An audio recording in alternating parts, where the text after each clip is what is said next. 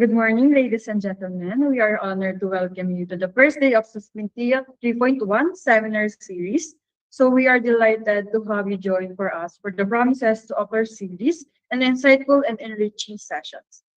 To formally commence our program, we will begin with our opening ceremonies. Let us start with the singing of the Philippine National Anthem and to be followed by a prayer.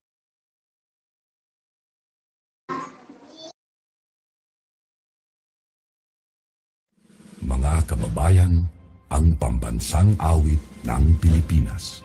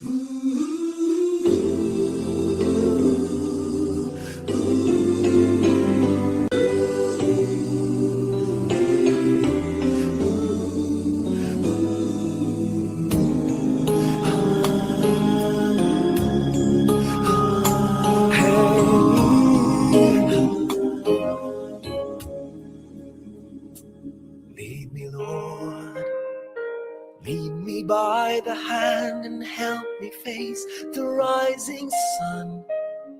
Comfort me through all the pain that life may bring.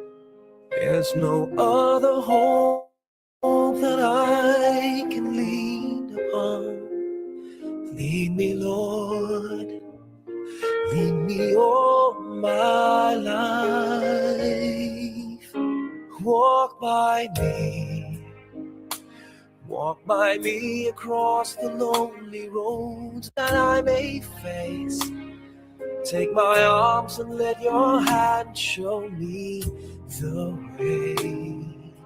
Show the way to live inside your heart. All my days, all my life, you are my Lord. You're the lamp upon my feet. All the time, my Lord, I need you there. You are my light. I cannot live alone. Let me stay by your guiding love all through my life. Lead me, Lord. Lead me, Lord. Even though at times I'd rather go alone my way. Help me take the right direction. Take your road. Lead me, Lord, and never leave my side.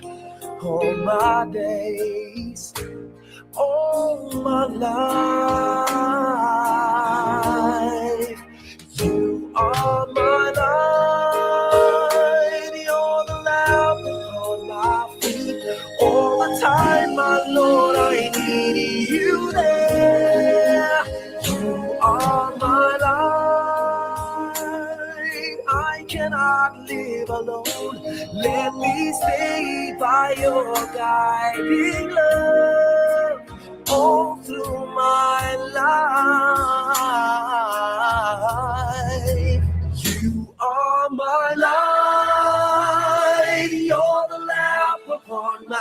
feet.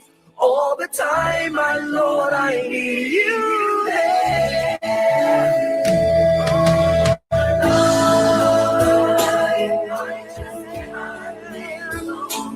Let me stay by your guiding love all through my life, all through my days. So lead me, oh Lord.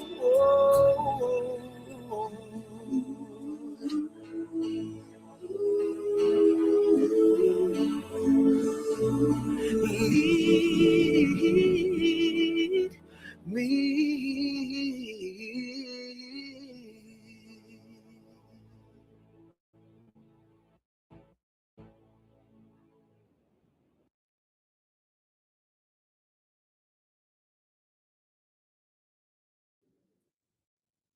To give you a brief overview of the seminar, let us first witness the television commercial presenting the seminar.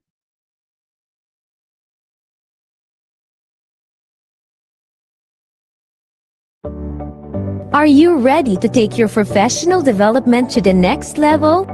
At Hagay Training and Development Services Institute for Professional Development, we don't just offer seminars, we deliver PRC-accredited learning experiences that empower, elevate, and inspire professionals across the Philippines. From the bustling heart of Quezon City, the cool breeze of Baguio City, the vibrant culture of Zamboanga, the refreshing views of Tagaytay, the warm hospitality of Batangas, to the rich heritage of Quezon Province, and the dynamic spirit of Cebu. Our seminars are creating waves of excellence, one city at a time, led by expert speakers and grounded in real-world insights. Our programs are designed to meet the evolving needs of today's professionals. At Hagay Training and Development Services Institute for Professional Development, learning is made accessible for every educator. We offer high-quality seminars conducted both face-to-face and virtually, giving you the flexibility to learn anytime, anywhere. Hagay is a PRC-accredited CPD provider, accreditation number 2023-420, ensuring that every seminar you attend is recognized and credible. Our seminars may be used for PRC ID renewal, as well as for ranking and promotion, supporting your professional growth at every stage of your career. Join the growing community of empowered professionals. This is Hagay Training and Development Services, empowering educators, advancing careers, and shaping excellence in the profession.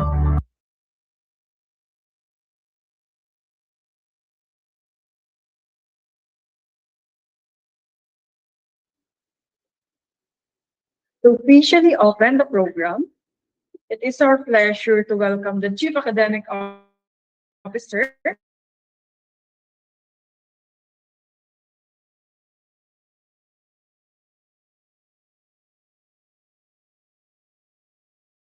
of Astra Education System, Team, for her. Good day, everyone. So, to all our dear participants joining us virtually today, especially our passionate and dedicated teachers from different schools and institutions, a pleasant and warm welcome to all of you. It is truly an honor and privilege to open this meaningful gathering for the Sapientia 3.1 seminar series entitled Strategic Assessment Practices for Integrating Extended New Thinking Through Innovative Approaches. This 4-day PRC accredited seminar, carrying 20 CPD units, is indeed a valuable opportunity for professional growth, collaboration, and lifelong learning among educators. At this moment, we would like to recognize the presence and commitment of all our teacher participants who chose to invest their time and effort to continuously improve their craft in teaching and assessment. Your dedication to learning reflects your unwavering commitment to providing quality education to young learners. Despite the challenges and demands of our profession, your presence today proves that teachers never stop growing, innovating, and inspiring. We also wanted to extend our sincerest gratitude and appreciation to Hagay Training and Development Services, Institute for Professional Development, for organizing this timely and relevant seminar series. Thank you for continuously creating programs that empower educators, strengthen professional competence, and promote excellence in teaching and learning. Your commitment to teacher development greatly contributes to the advancement of education and the success of our learners. As we begin this seminar, may we all remain open-minded, engaged, and inspired by the knowledge, insights, and best practices that will be shared by our distinguished speakers and facilitators throughout the 4 days. May this seminar not only equip us with innovative assessment strategies and deeper understanding of higher order thinking skills and the SOLO framework, but also strengthen our passion and purpose as educators. Once again, welcome everyone to Sapientia 3.1, and let us make these 4 days productive, meaningful, and transformative. Thank you very much, and God bless us all. Thank you, Ms. Maureen, for your welcoming words. And now, to present the abstract of our first session, may I call on the program coordinator for Institute for Professional Development, Ms. Baby J. A. D. Chavez.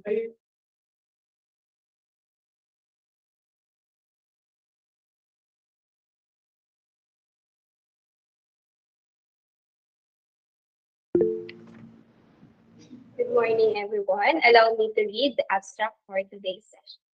Assessment in modern education must evolve from merely measuring factual recall to evaluating learners' ability to think critically, solve problems, and apply knowledge in meaningful ways.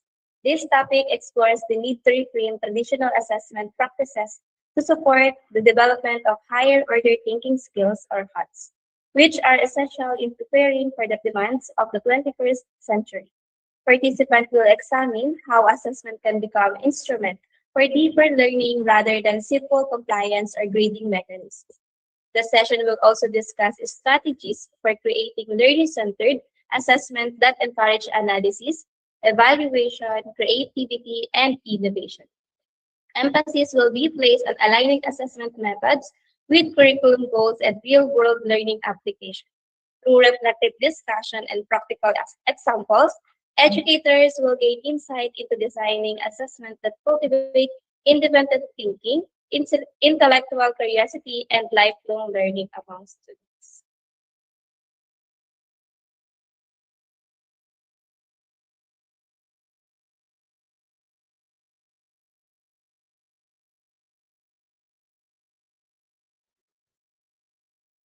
Without further ado, it is my distinct honor to introduce our esteemed speaker for today's session through a television commercial.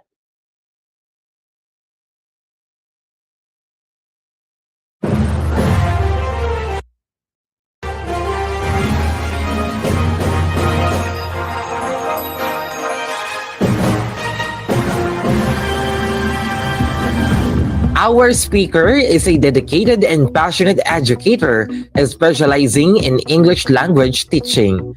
He currently serves as an instructor 3 at San Francisco Municipal College, where he continues to inspire and empower students through innovative and meaningful instruction. Prior to this, he gained valuable teaching experience as a senior high school teacher at MSEUF, Katanawan Incorporated. Academically, he is a proud graduate of Southern Luzon State University, earned his Bachelor of Secondary Education, major in English. and further advance his expertise by completing his Master of Arts in Teaching English. His strong academic foundation is complemented by his active engagement in research and professional development. In recent years, he has participated in and contributed to various national and international seminars and conferences, including the International Higher Education Research Forum, or IHERF, and academic write-shops that highlight his commitment to continuous learning and scholarly growth. He also an active member of professional organizations such as the Philippine Association for Teachers and Educators, or PAFTE, and the Philippine Higher Education Research Consortium, PHERC, reflecting his dedication to the advancement of education and research in the country. A licensed professional teacher, he brings with him not only knowledge and expertise, but also passion, experience, and a genuine commitment to shaping learners and fellow educators. Ladies and gentlemen, it is with great honor that we present to you our speaker, Mr. Jeff Hardy D. Mansha.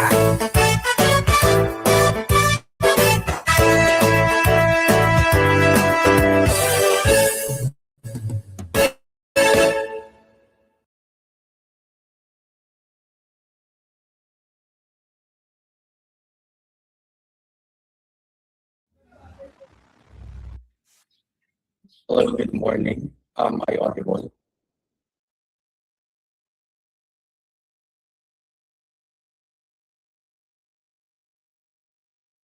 And good morning. Again, I am Dr. Di Mencia, and I am honored to be part of the Sapientia 3.0. Okay, please click the thumbs up if you can hear me.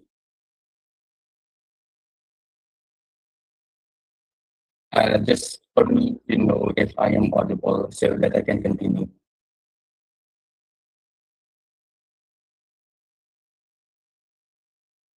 Hello.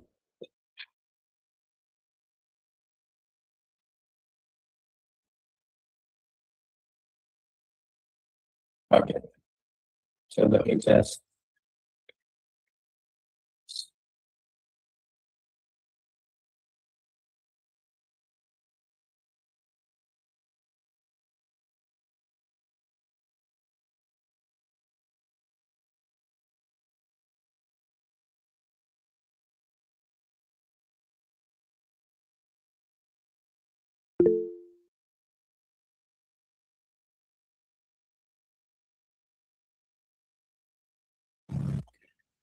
right. I just use another microphone. Is it clear now?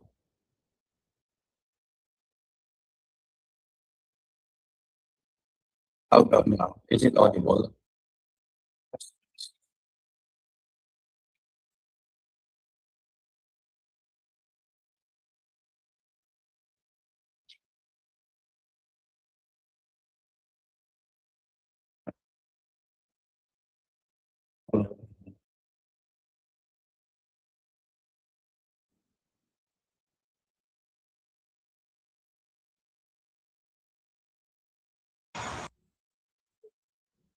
All right. How about now? Is it clear? Okay. Okay. Thank you so much, everyone. Let me share my screen to start our session for this morning.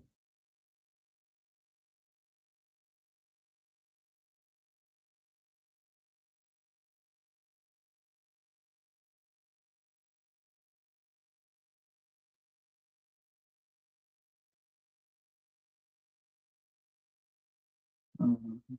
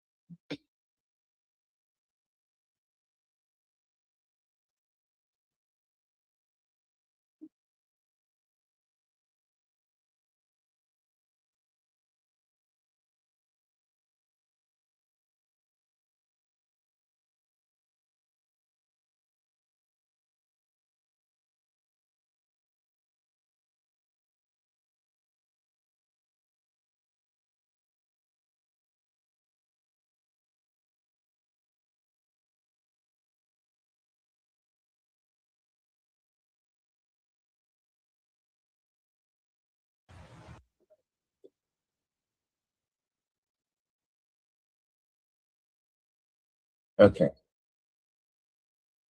Can you see it now?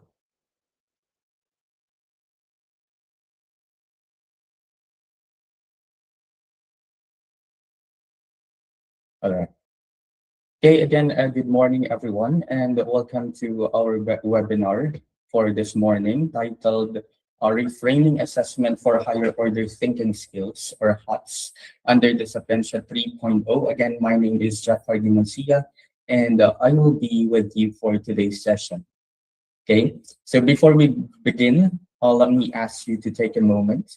So wherever you are, settle in, prepare your notes, and most importantly, come in with an open mind.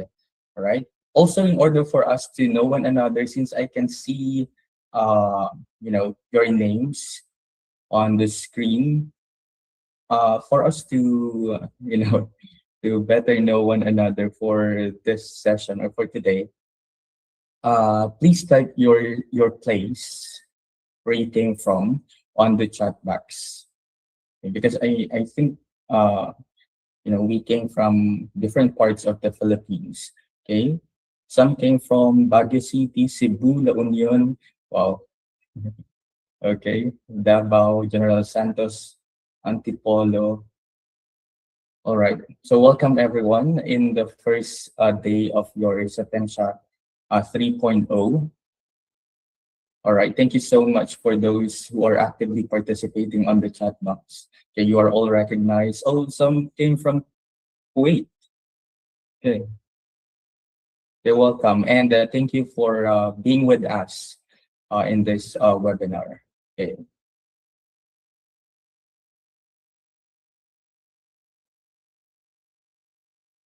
All right. So today is not just about learning new strategies, because today we are going to rethink, or we will be rethinking how we design assessment, and ultimately how we shape thinking in our learners. Okay, so I hope by the end of the session, our goal is simple, all right?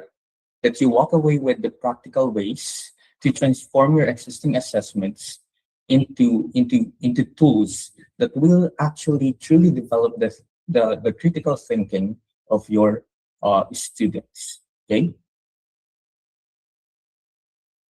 Okay, here are the objectives of our session for today. So by the end of this session, you should be able to first differentiate between lower order and higher order assessment tasks. Second, construct HATS-oriented questions and performance tasks. And third, design assessment activities that reflect real-life application of knowledge. And finally, use assessment as a tool for developing critical thinking skills. Okay, so today we are actually going to shift from what students know to what students can do with what they know. Okay, so that's why we are going to talk about HOTS for today. Okay, but before we fully go on with the concepts that we are going to deal with in this session, let's answer this question. Why do you think we need to reframe assessments? Okay, for your active participation, if you don't want to open your microphone to share something in this session, you may use the chat box to share your thoughts. Okay, I'll give you a few minutes to think about the question. So again, you may raise your hand if you want to share something, or you may type on the chat box. So why do you think we need to reframe assessments?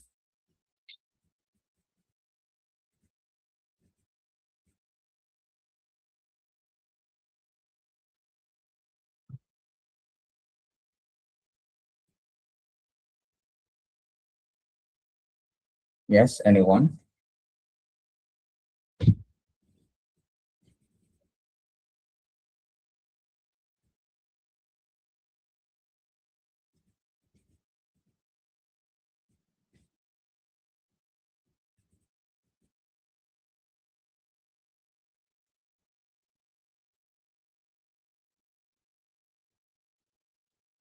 Okay, to support different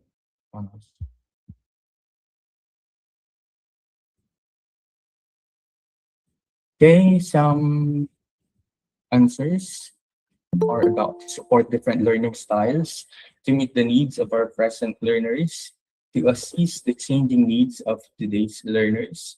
Okay, because we are, have a different learners nowadays, 21st century learners, and we need to, adapt to the changes or to the needs of our learners. To measure real skills instead of just memory, that's a good point.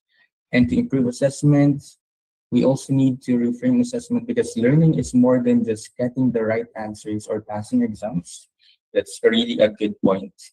And most of the traditional assessments focus on memorization and grades, but they fail to measure deeper understanding, critical thinking, creativity, collaboration, and real life application. These are good points, sir, and we are going to talk about these things later on. Okay, to measure actual specific goals in accordance with students' current capabilities. Okay, we need to reframe assessment because we need to adjust to the different learning styles of our students. Yes. Innovate assessment. Okay, all your answers, has its own point, and we are actually going to talk about these things as we go on with our discussion. Okay.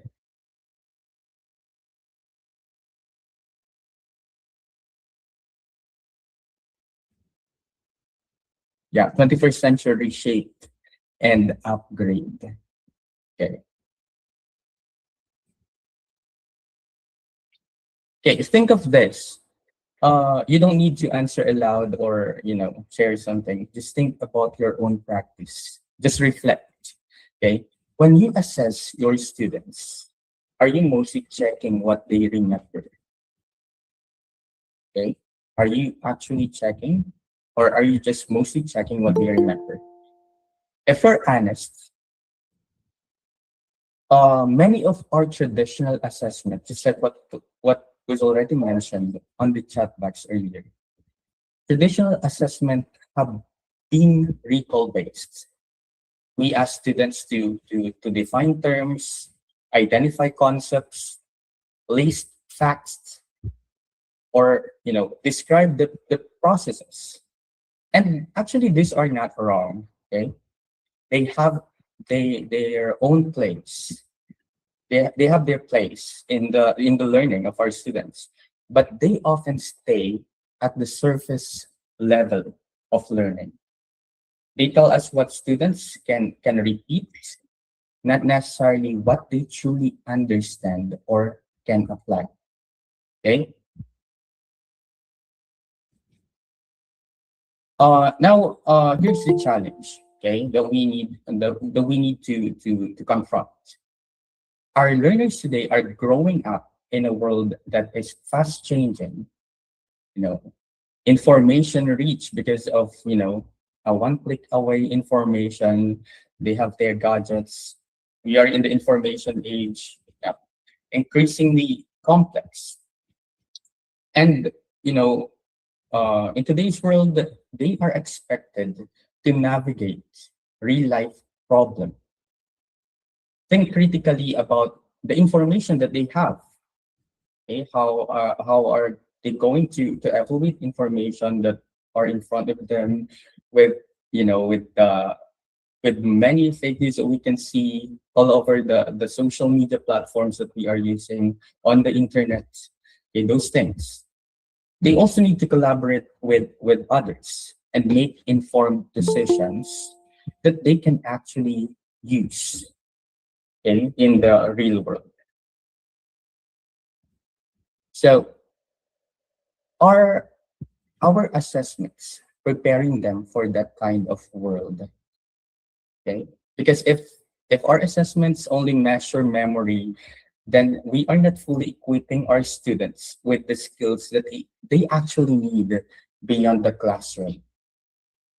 And that is actually why we need to reframe our assessment. And all the things that you've mentioned on the chat box are all correct. Okay? So when we talk about reframing, it means uh, you know, shifting our mindset. We shift our mindset as teachers from seeing assessment as, sorry, as something we do after teaching to seeing it as an integral part of how students learn to think. We don't just assess them to understand or to evaluate what they know about the things that we've discussed. But we should see assessment, sorry, as an integral part of how our students learn to think. Okay, and it means designing tasks that require students. Sorry. Let me just drink water.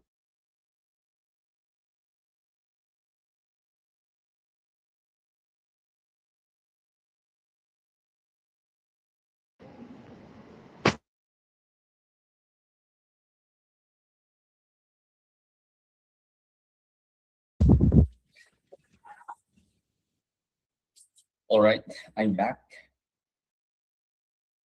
So that's it. All right, we really need to see assessment as an integral part of how students learn to think. Okay, so as teachers, we need to know how to design tasks that require students to use knowledge in meaningful, authentic ways.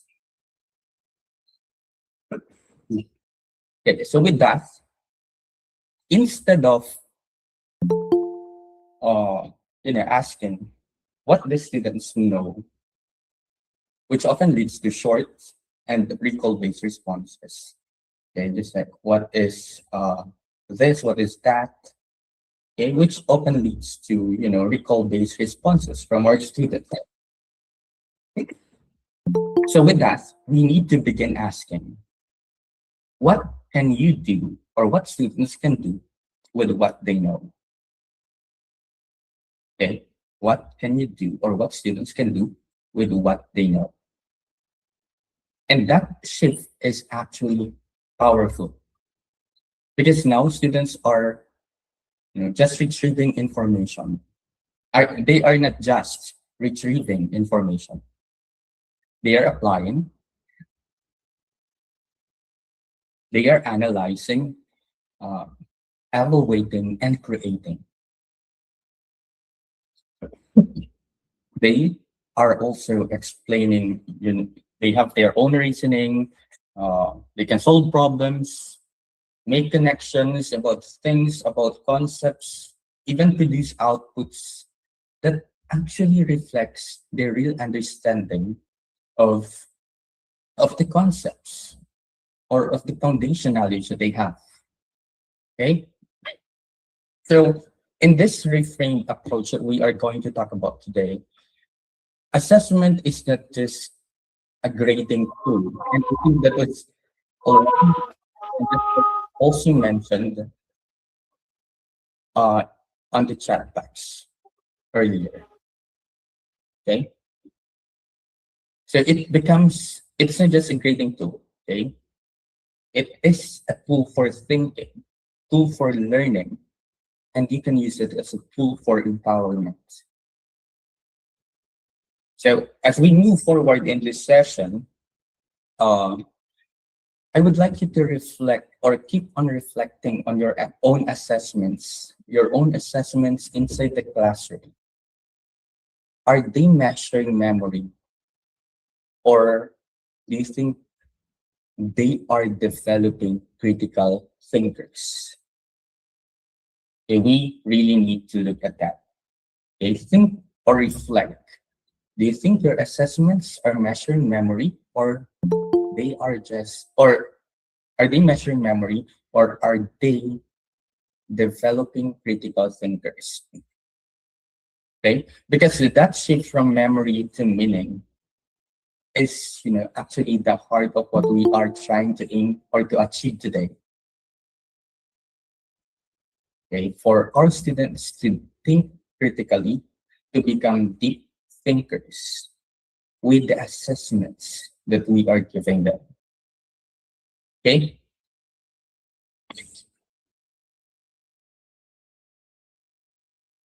Okay, for us to, better understand the things that we are going to talk about for this session, let's take a closer look at this Bloom's taxonomy, which is actually a powerful framework, okay, for classifying learning objectives based on levels and the, the intellectual complexity.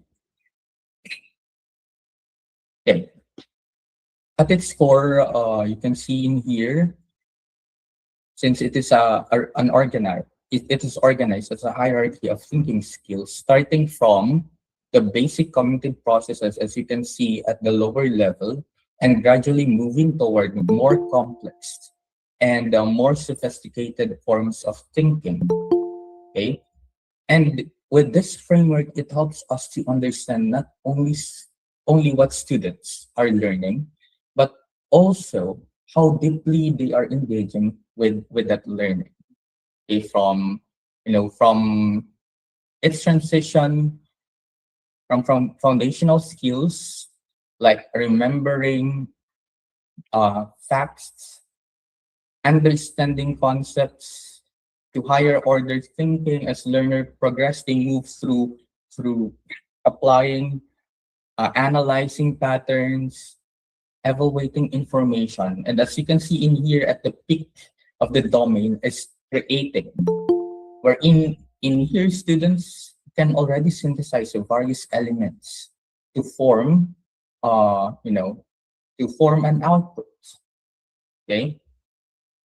And this actually leads us to the next part of our discussion as we move, or as you can see in Bloom's taxonomy, the learning progression moves from basic cognitive skills at the lower level, which are remembering and understanding.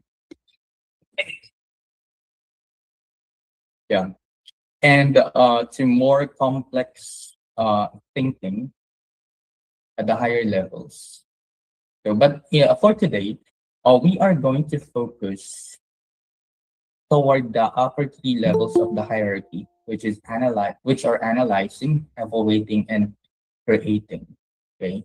So these three levels are actually where learning becomes more visible, more complex. Okay.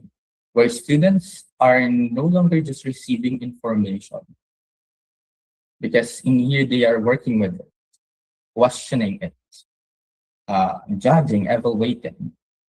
Okay. And they actually transform that knowledge into something new. Okay, so in the next slide we will be or we will break these three levels down one by one. So let's explore each level, what each level looks like in practice, how the students are going to demonstrate them, and how we as teachers can design questions and as well as assessment that target the higher levels of thinking or the higher order thinking skills. Okay, so because once we understand that these three upper levels, we are very equipped to design learning experiences that go beyond recall. Because again, what we are trying to do or to understand today is to develop critical and creative thinkers. Okay. Okay. Now let's take a closer. Sorry.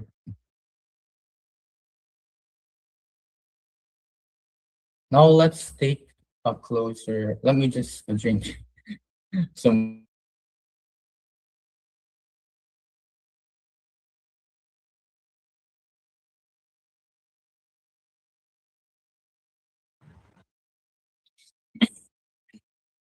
All right. Okay. So again, now let's take a closer look and at this higher order thinking skills or HOTS. As you can see in here, again, this is framed but in Bloom's taxonomy, and these are the kinds of of thinking process that moves students beyond memorization, okay, and into meaningful and transferable learning. So again, we are going to focus on the three key levels: analyze, evaluate, and create. And and actually, it's important for us that this to see this not as isolated skills, but as a progression toward deeper understanding. Okay. Okay. First, analyze. Okay. So when students analyze, they are not simply absorbing information, right? Because they are actively breaking it apart. Because they identify components, uh, they examine relationships, they compare ideas, and they also uncover patterns or underlying structures, okay, with the concepts that they've learned. Okay, for example, instead of asking your students what are the parts of a story, for example, in an lesson or subject, what are the parts of a story? In order for you to make it a HATS-oriented task, you might ask how do uh, how do the elements of the story interact to develop the theme. Okay, so again, instead of asking what are the parts of the story, you may say how do the elements of the story interact to develop the theme. Okay, with that question, students will be able to look beyond the surface details of the story, and they begin asking why and how. And they are actually, with that question, they are actually engaging critically with the concept, with the content, with the content itself. Okay, is that clear? Give me a thumbs up if you are, still with me. Okay, and if uh, it is clear. Okay, thank you so much for those who are actively, you know, active in this session. Yes, Abigail Delator, you raised your hand. Okay, thank you so much, Jenna. Okay. Okay, next is evaluate. Um, at this level, students, let's think of the words judgment and decision making. Okay, students move to who move into judgment and decision making when we talk about the evaluate, uh, you know, level. Okay, so they in here as teachers, we are looking into assessing, for example, the credibility of sources, uh, weighing evidences or weigh evidence, okay, critic ideas, and justify the positions of our students about a certain issue or topic. Okay, just think of the two words judgment and decision making when we talk about evaluate. Okay, this is actually where the reasoning of the students becomes visible. So you are letting them think, you are letting them judge, decide, weigh evidence, critique ideas, justify why they believe in that for example, in that position, in that claim. Okay, students are not just giving answers; they are defending them. They need to think why they come up with this decision, with that decision. They need to justify. Okay, they need to defend. So, for instance, instead of asking what is the best solution for this specific problem, if you're asking your student, we may ask which solution is most effective and why? Right? With that question, it requires students to apply certain criteria in mind, consider alternatives, and they need to articulate well-supported arguments. Okay, so then instead of just asking the student, what is the best solution for this problem? Let's try to ask which solution is most effective and why. What evidence supports your choice? Okay, with that, the students are able to think, to articulate arguments, to apply certain criteria that they think would be suitable for that judgment, for that decision. Okay, and finally, create, which is the highest level in Bloom's taxonomy. Okay, yeah, I'm sorry. Okay, so in create, this is where the students, bring everything together, in order for them to form new ideas, to produce something new, produce an original work. Okay, in here they might design a product, propose a solution. They can also develop a model or generate original ideas, just like what I've already mentioned. Okay, so creation is actually not just making something. It's about meaningful innovation. Innovation, the word innovation or the term innovation was also mentioned earlier. Okay. Students in here synthesize what they have learned, and with that things that they've learned, they can apply it in authentic and the real world contexts. Okay, so for example, instead of summarizing a concept, okay, students might be asked to, for example, design a campaign. Later on, I'm going to show you an example of an assessment tasks that I used with with my students. Yeah. Okay.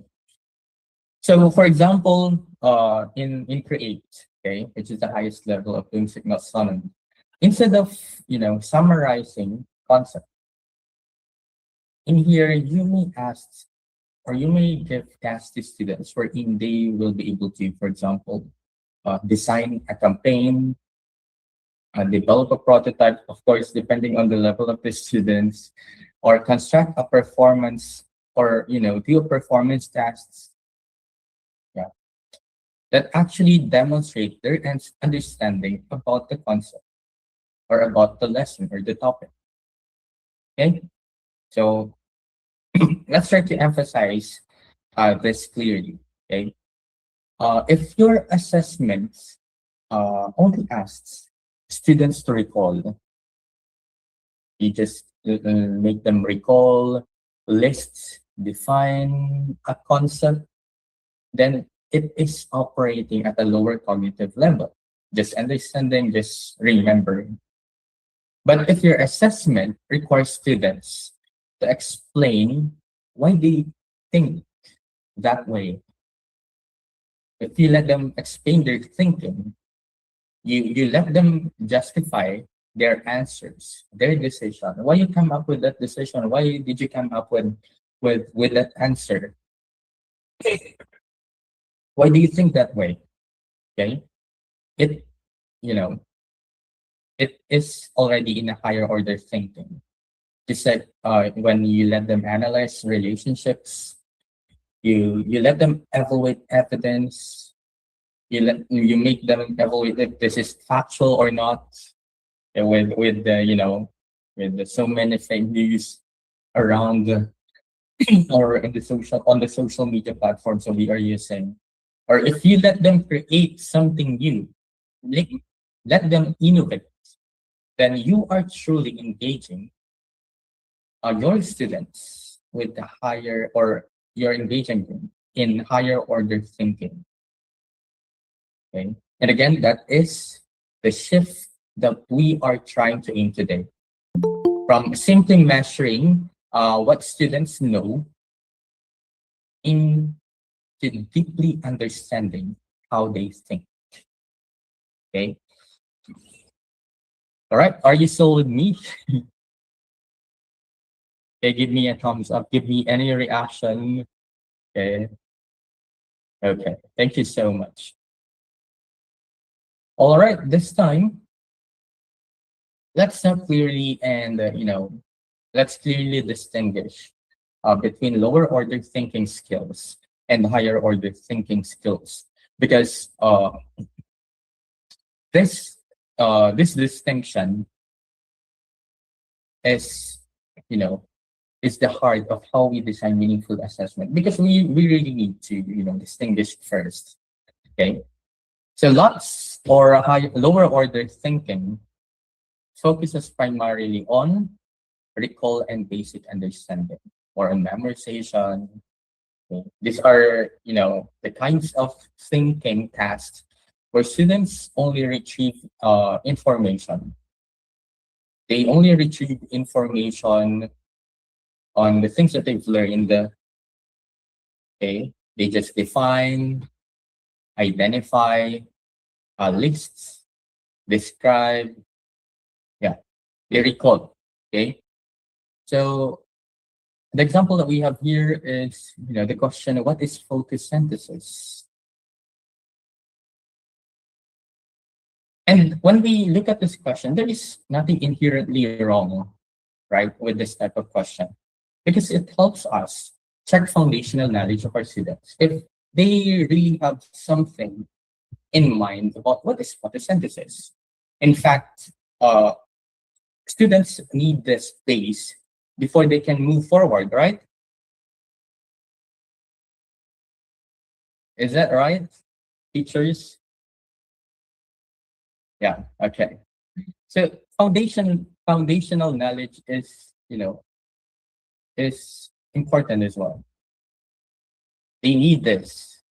They need this understanding before they can move forward to the next skills, to the next level.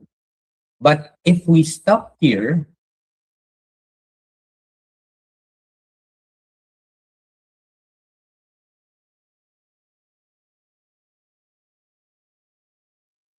list of, so that's why we do not have to stop at the lower order thinking. Okay. So now let's take a look at the yellow part. Okay. Let's take a look at HATS, or higher order thinking. So in here, it involves processing information at a different level. It's about this deep thinking and application. So in here, students are expected. They're expected to analyze. They're expected to explain, to analyze, to justify, to design, those things. So instead of, or create, right? Instead of simply recalling a definition, in HOTS, students must use what they know in more complex ways. For example, let's take this question for comparison for LOTS and HOTS. Okay, how does photosynthesis affect ecosystem balance? Okay, do you notice the shift, teachers? Anyone? Okay, you may actually write your your ideas on the chat box, and in order for us to know what you think about this. Okay, do you notice the shift? What have you noticed?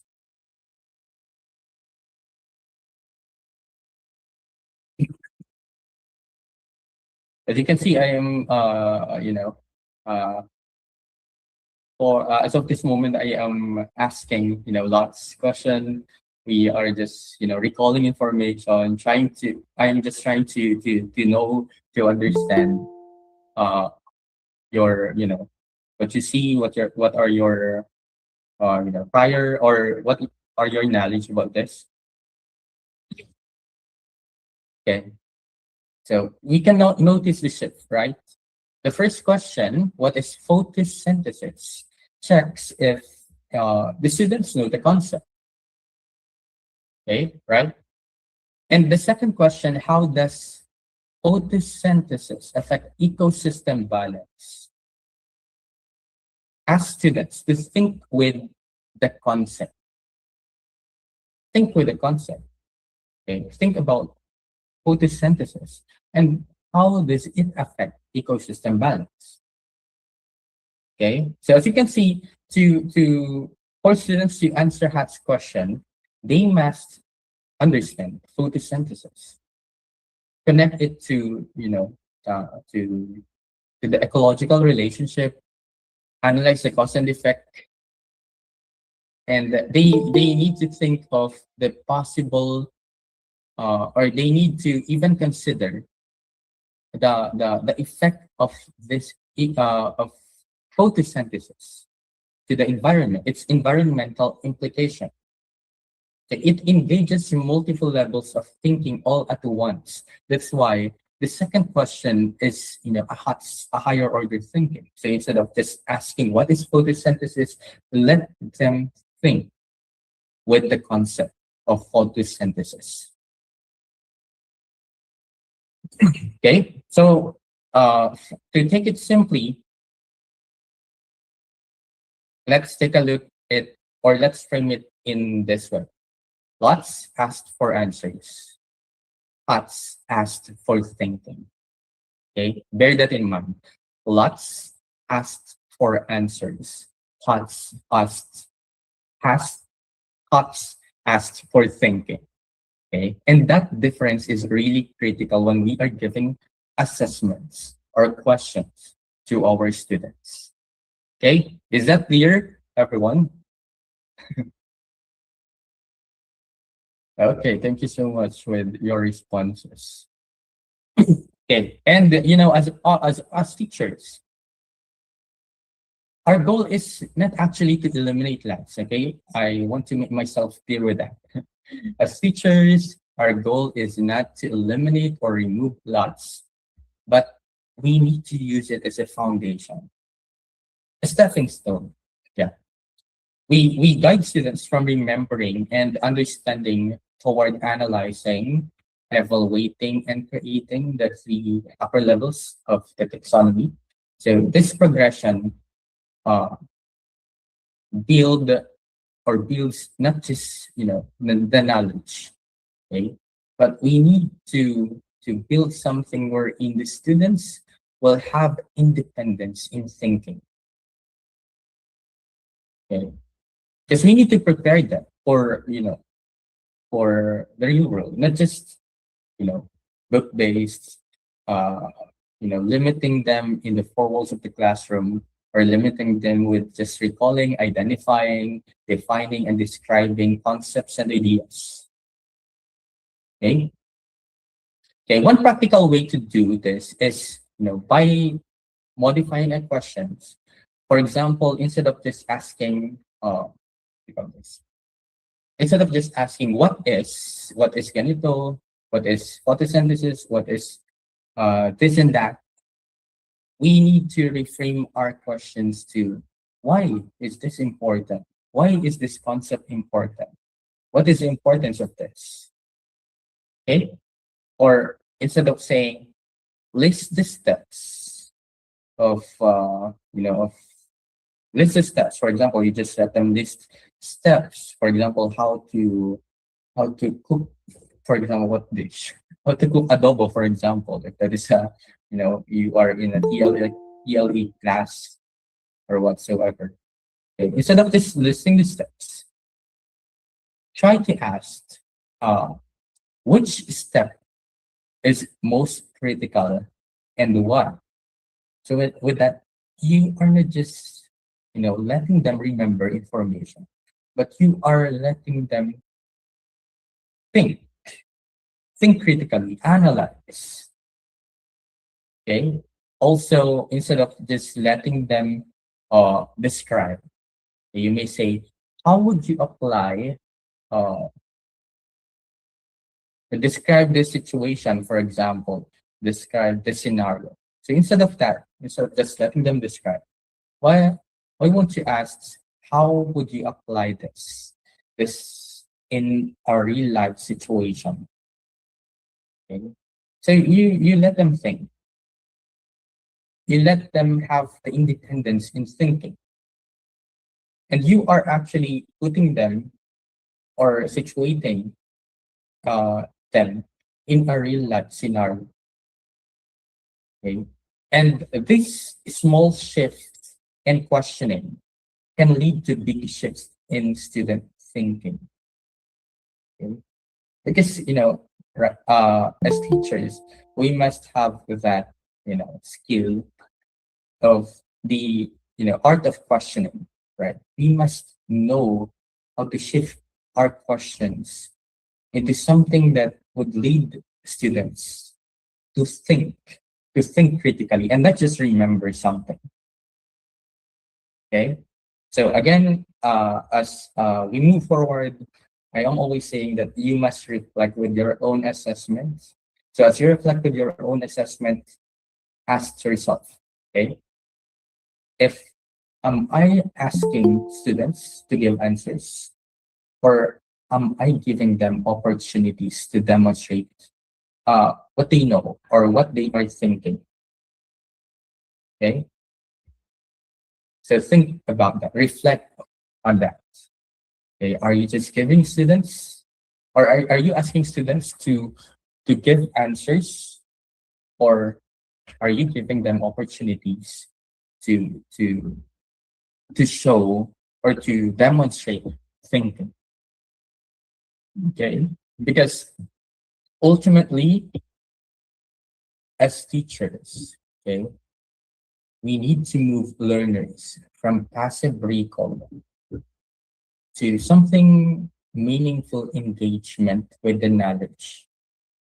Okay. And with that journey from, from thoughts to hacks, that is where the real learning happens. Okay. We need to focus on deepening the thinking of our students from surface level learning, which is the less, to meaningful higher order thinking, which is the HOTS. Okay? Give me a thumbs up or any reaction if you are still with me, because the next part of this session would be an activity. Okay? Okay, thank you so much for all those who are actively participating. Okay, I think this QR code will not work. So I'll be sending you. Sorry, I'll be sending you a link for this.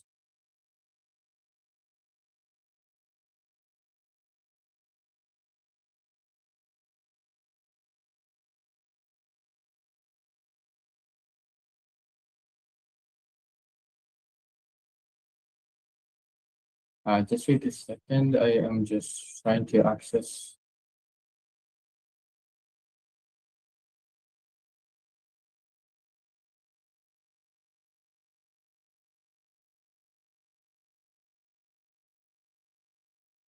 Hmm.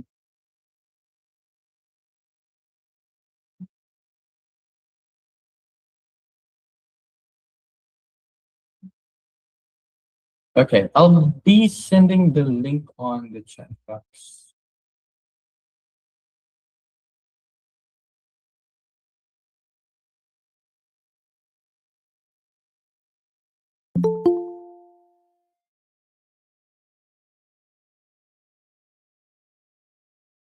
Oh,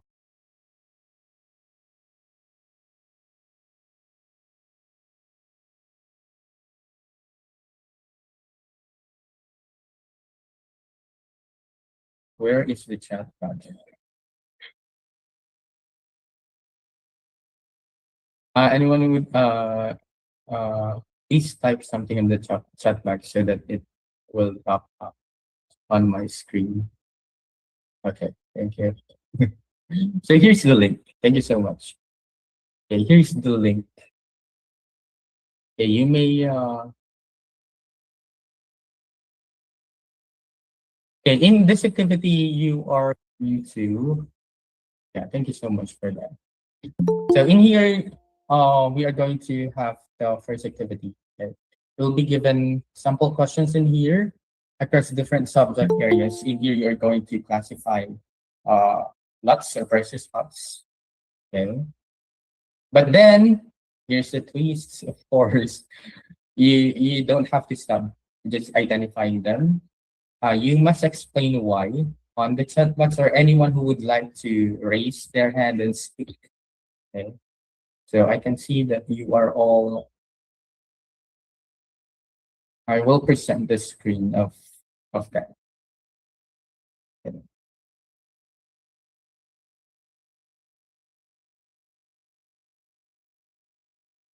Okay, just wait a second.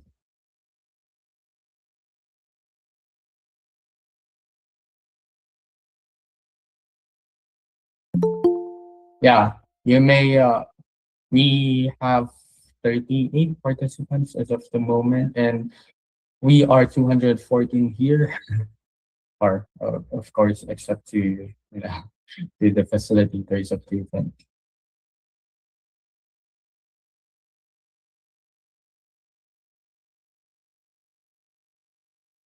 Hopefully, you can see it.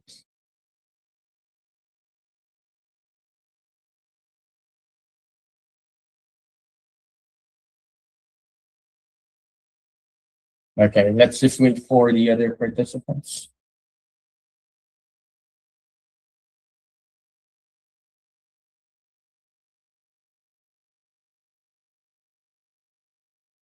Okay, as of the moment, we are 59. We have 59 participants.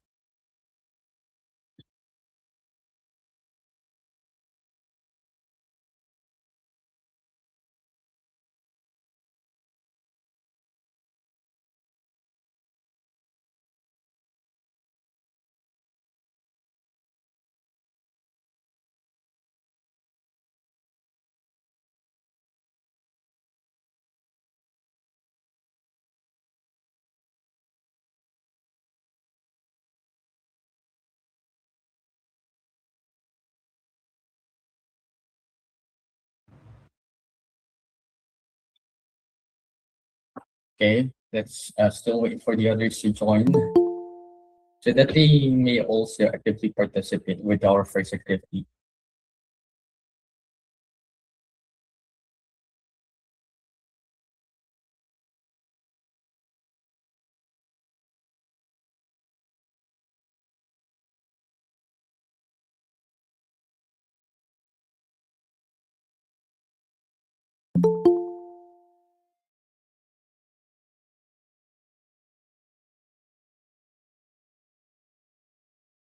Okay, for those who cannot join the link or the site, I'm actually showing the questions on the screen. You may paste your answer on the chat box.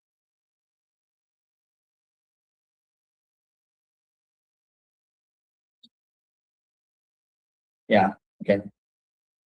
Yes, Jan. You may just write your answers on the chat box.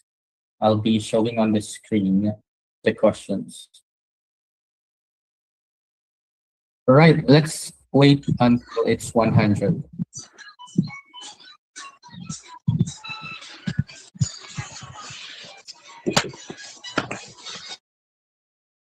Okay, it's already 112 participants, so I think we can start. There are still people who are joining. Okay, and let's wait a little more. 115 participants. Okay, 116, 17. Okay, nag-join pa sila. All right. Okay, I think we can start now. So we have 120 participants. So again, you just have to identify if the question is a HOTS or LOTS. And before we proceed with the others, I want you to explain why. Why do you think it's a LOTS or HOTS? There are all still people who are joining the platform. Okay. I think we can start now.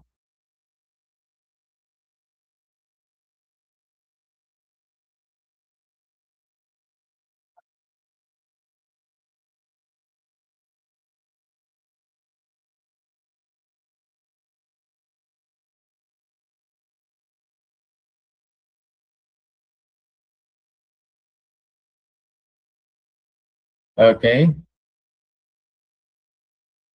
Again, for those who are not able to access the link, you may actually type your answers on the chat box.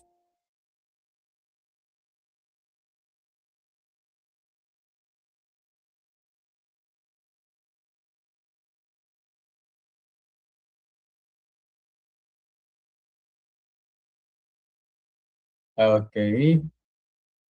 So we have Jana Del Rio, who is, uh, number one, rank one in the leaderboard.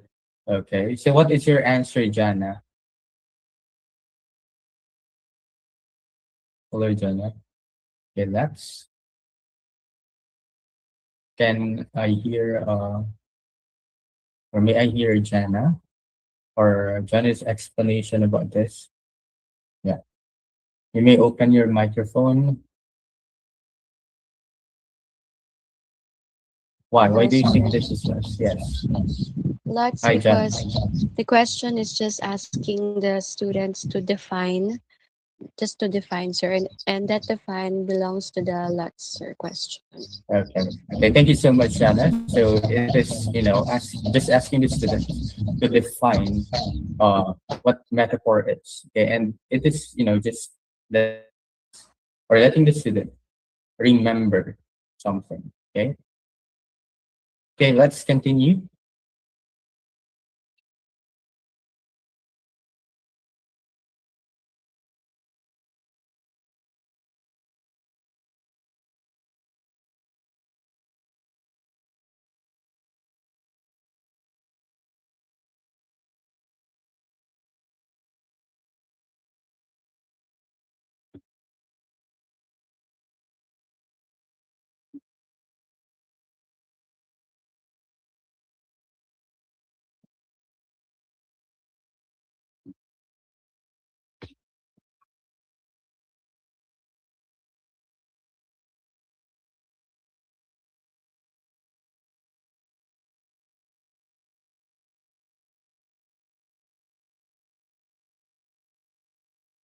All right, time's up.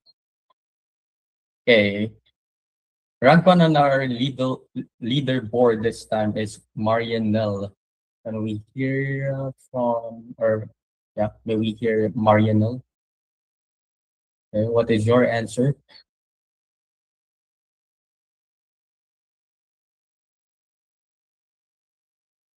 Marianelle, are you there?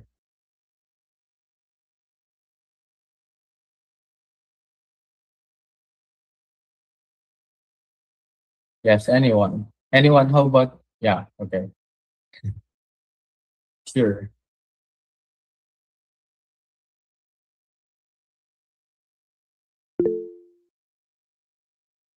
Yes, Rolinda Texon. Because the question is asking to analyze the author idea, so it belongs to the critical thinking of the learner.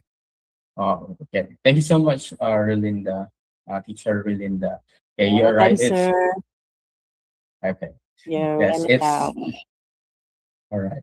Okay, so it's a hats question because we are letting the students analyze or think. Yeah, analyzing comes with step-by-step processes by knowing to learn. So thank you for that idea, Marshila. Okay. And let's have the next one.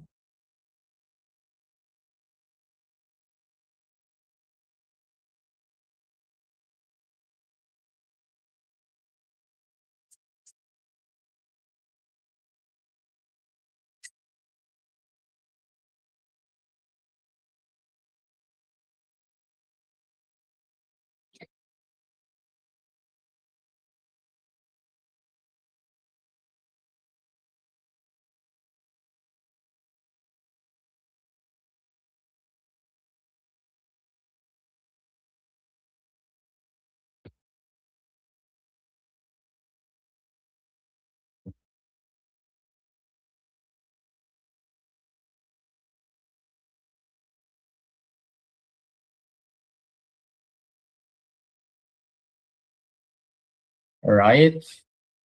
Okay, this time we have Denise, our teacher Denise, as a rank one on the leaderboard.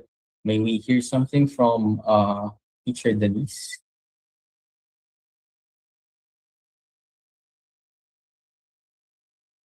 Anyone? Teacher Denise, are you still with us?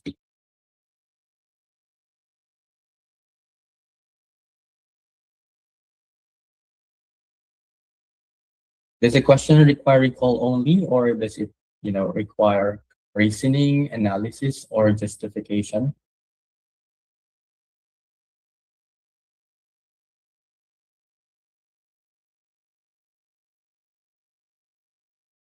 Okay, it's okay. Lots. I can see identifying belongs to lower order thinking skills. Because it mainly requires recognizing, recalling rather than deeply analyzing and creating new ideas. Okay, so you are just asking the formula for the area of triangle. So it's just, a recall based question. Okay, let's move forward to the next question because we still have more.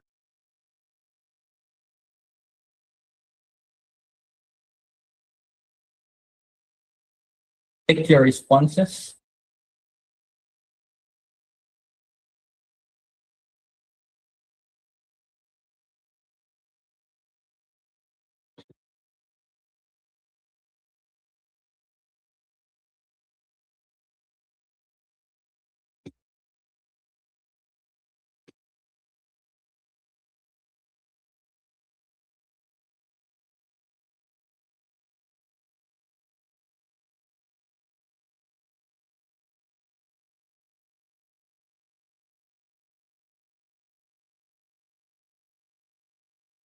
Okay, only 72 participants participated. Okay, and it's also Denise is rank one on our leaderboard in here. Okay, so most of you answered HOTS. Okay, solve a real life problem involving area and explain your solution. So this is a HOTS question. Okay, so next let's have the next one.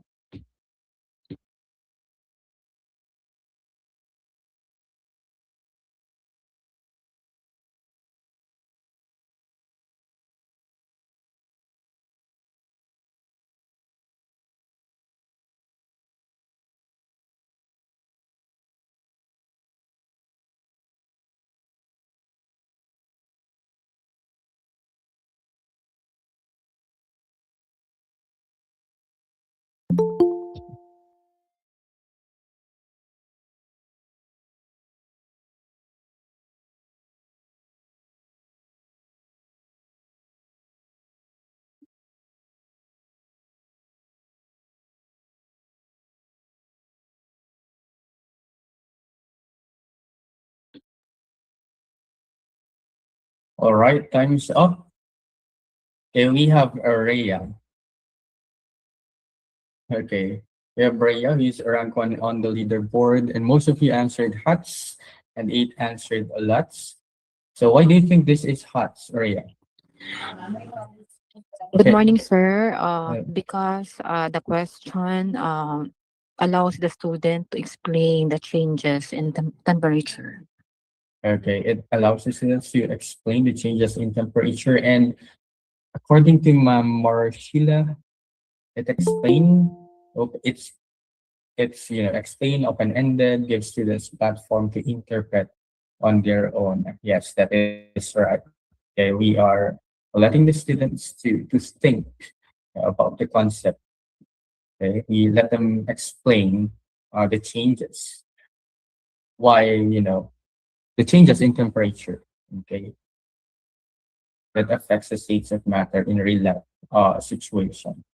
Okay, next let's have there's another answer. Yeah, it connect their experiences in the lesson. We let them give their own idea. Yeah, yeah. All right. Thank you so much for those responses. Okay, next.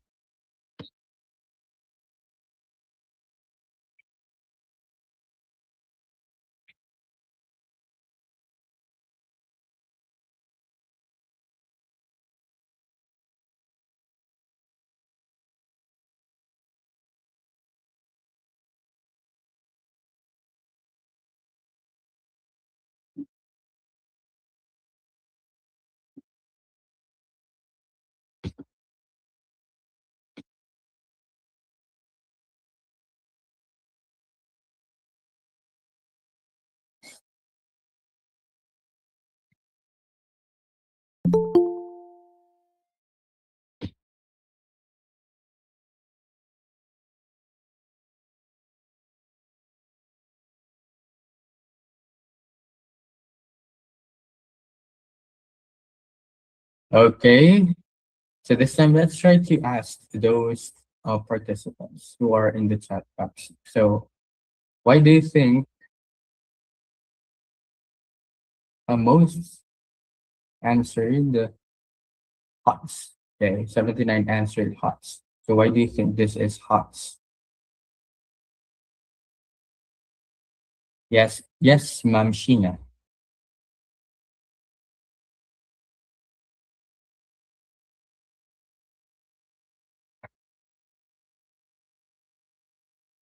Yes, Ma'am Sheena. Okay, let's try to. HOTS because it requires judging and giving reasons for an answer or decision. Okay, we let the students give reason, judge. Okay, learners justify their answer. Okay, HOTS cause we let students to think and evaluate. Okay, that's right, Ma'am Ara. HOTS is because they will justify by their own, or they need to justify their own opinion because it asks students to evaluate and to justify.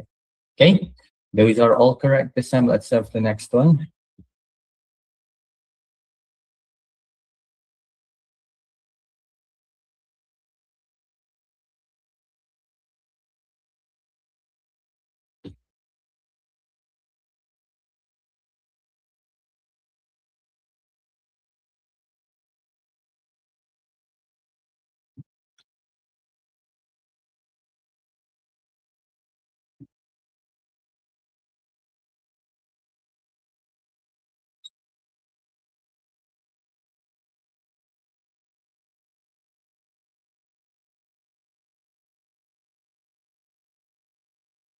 What the-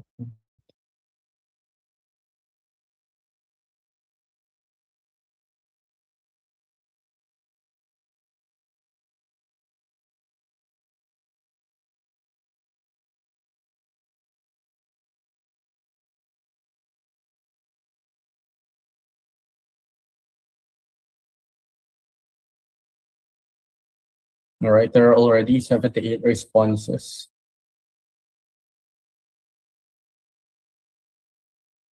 Parang naglalag yung timer natin. Okay.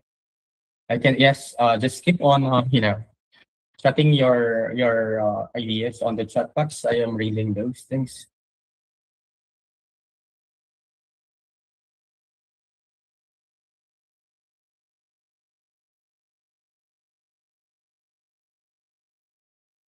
All right, let's see. Okay, Ray is still on the rank one of the leaderboard.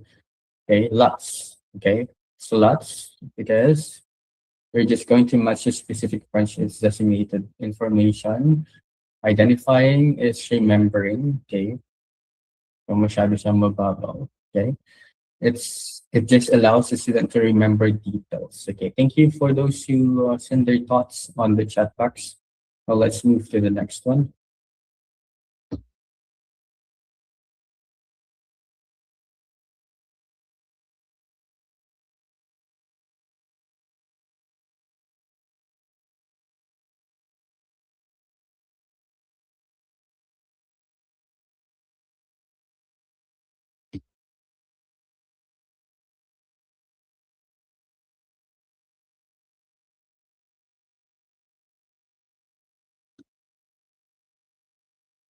Okay. Okay, thank you for those who are sending their answers on the chat box.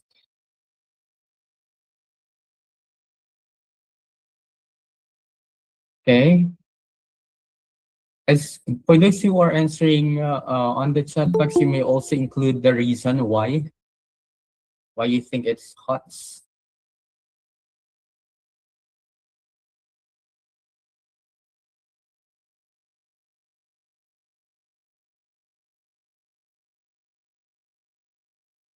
Right. Thank you for the active participants that we have here. Okay.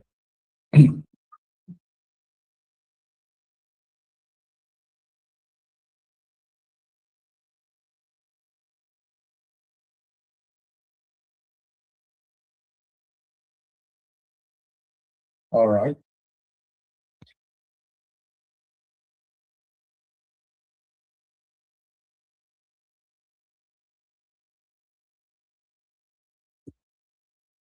Para naglalag yung timer natin. Ang tagal masyado. Okay.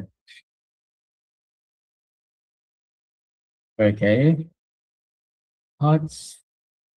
You can see that most of the answers here are HOTS. So let's try to end the.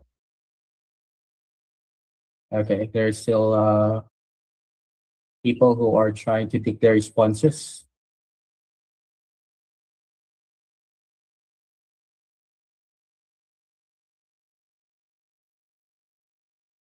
All right, most answered HOTS. Still Rhea is, on the rank one of the leaderboard. See, let's see your responses here. Okay, because they need to express, sorry, HOTS, because this time the question is asking the student to design, okay? Design to create something.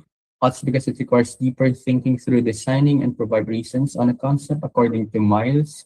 According to Ben, HOTS because you're creating your own artwork this time. Yeah. It's about creating. Okay, what from the word design, you are letting your students to create something. Okay.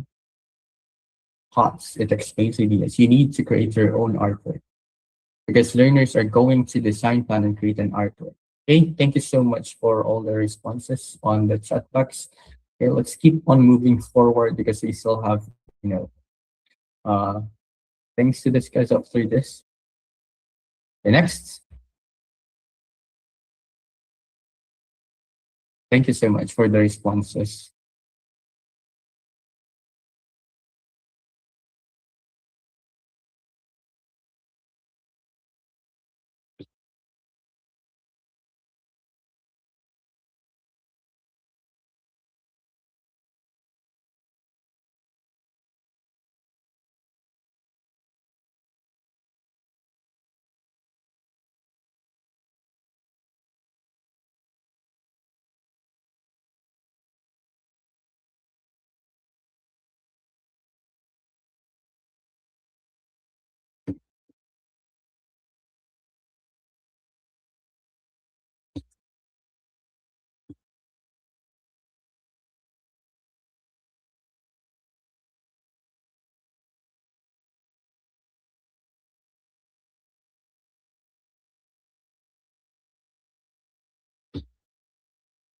All right, so 70 answered lots. Okay, the lots is the correct answer in here. Okay, let's try to read the responses from the chat box. Lots because just remembering or recalling prior knowledge. You're just trying to list the states of matter, which is, it only requires knowledge. Okay. Okay, it doesn't require deeper thinking. Okay. Okay. Next.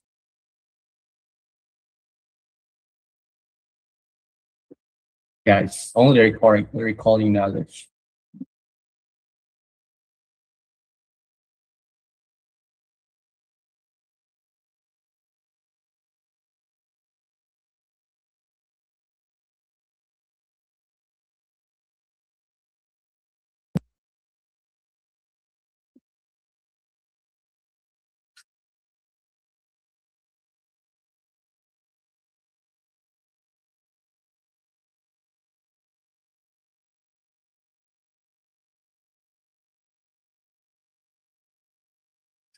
All right.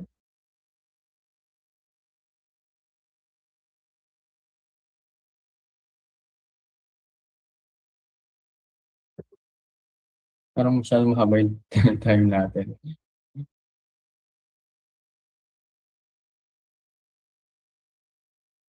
Okay.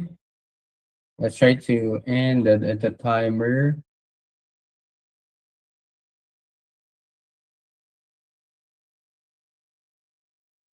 All right. This time we have, 100% correct answer.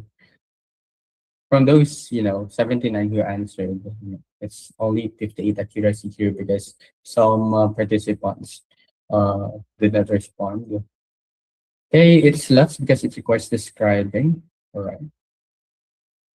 Okay, now you are, going to the right direction in identifying lots and huts. Okay, the sum itself, the next one.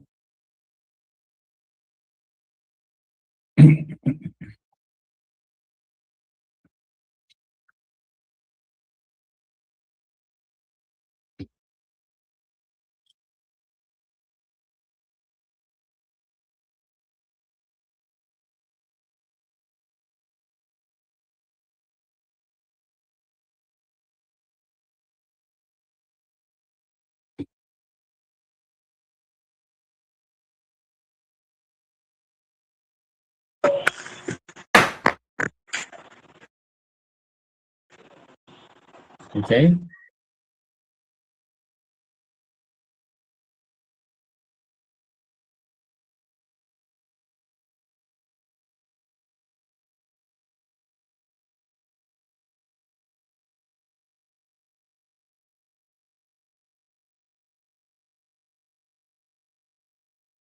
And let's try to end it because we are now,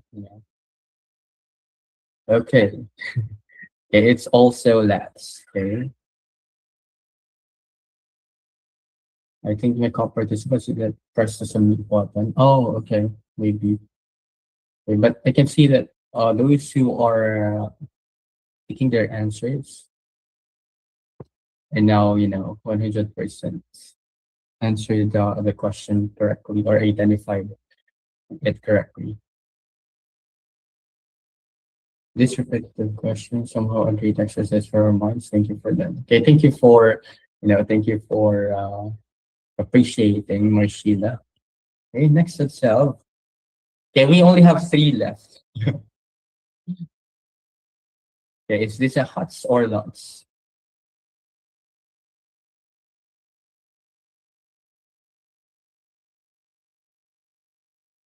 Okay, lots still belongs to. Mhm.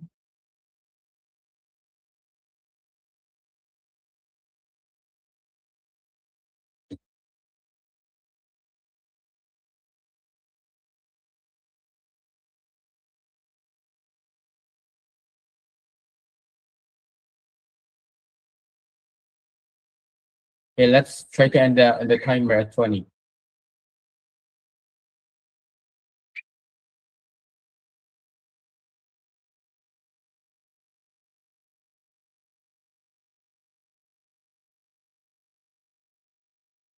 All right, this is also a HUTS question because you are proposing something. HUTS allows students to think, analyze, and propose ideas. Okay, thank you for that, Mariano. HUTS because it's false and they're creative. Yeah, that exactly. Hot because proposing solution requires evaluation first. All right. Creating. Okay, thank you so much for your responses. So we still have you left.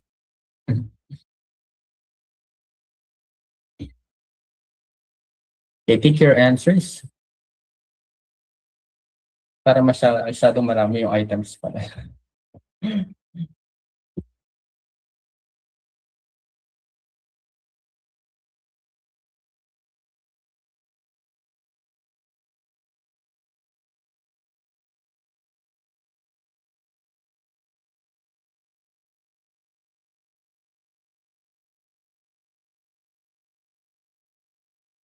Okay, thank you so much for appreciating Marcela. We still have, a lot. A lot. We still have, more activities to do this morning. But for of course, a different type of activity. Okay, let's try to end this timer. Okay, this time we have Denise on the front of the leaderboard. Okay, this is a lot. Okay, so we are just recalling. We're just trying to list down. Okay, next.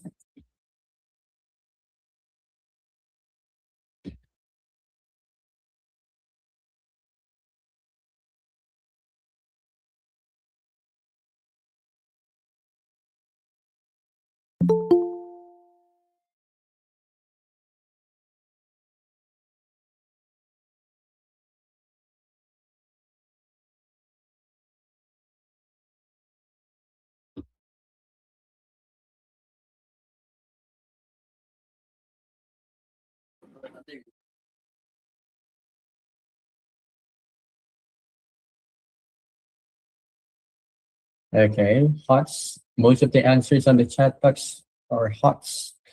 HOTS because they can create if they analyze the situation. Okay. You need to analyze the situation first before creating.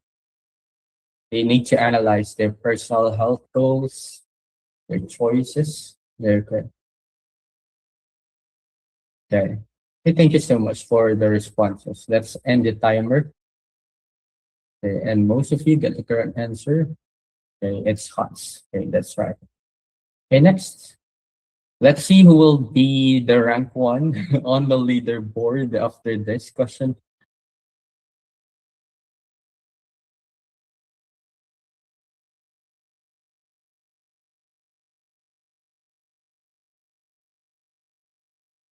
Okay.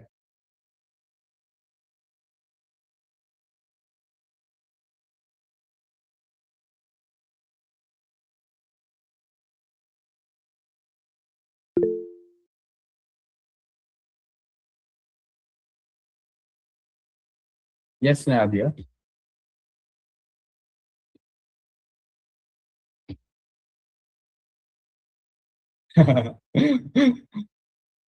That's all right, Maria Del.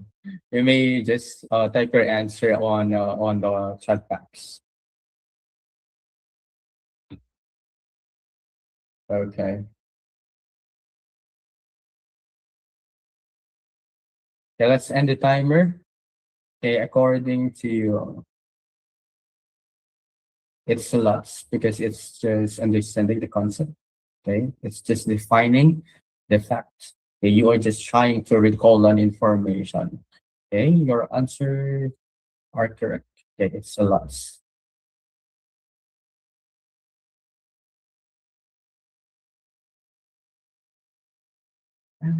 All right. So we have here our top three for this activity. We have third KMP. I don't know the real name or who KMP is. Oh, okay. Nawala na sila. All right. Thank you so much for participating in this activity. I hope some of you've enjoyed the activity. Actually. All right. Okay. Let me take you back to the slide.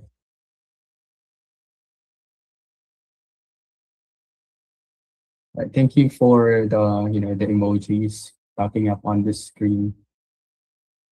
Yeah, we still some activities later on, but of course in a different type of activity, a different type of activity. All right.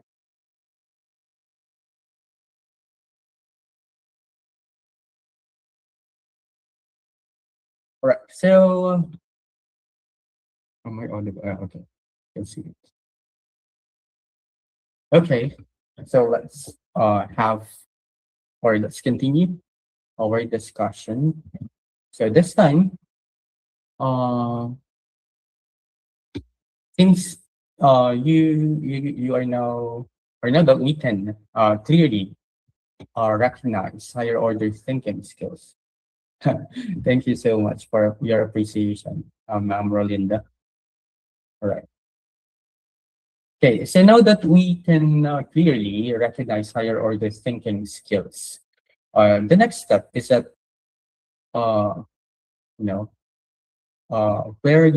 where our role as teachers becomes very powerful, and that is designing questions that would actually elicit the level of thinking of our students. Okay, let's try to make this a more practical. I didn't add too much you know content in here.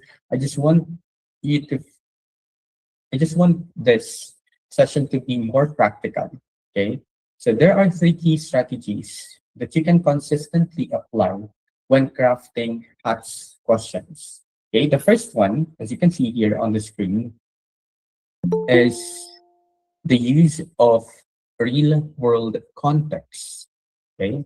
So when you are trying to create questions that are actually grounded in real life situations, students will be able to immediately see the purpose in what they are doing.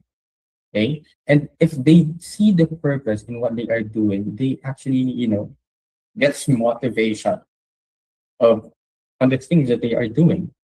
Okay. Because they can see that learning is no longer abstract.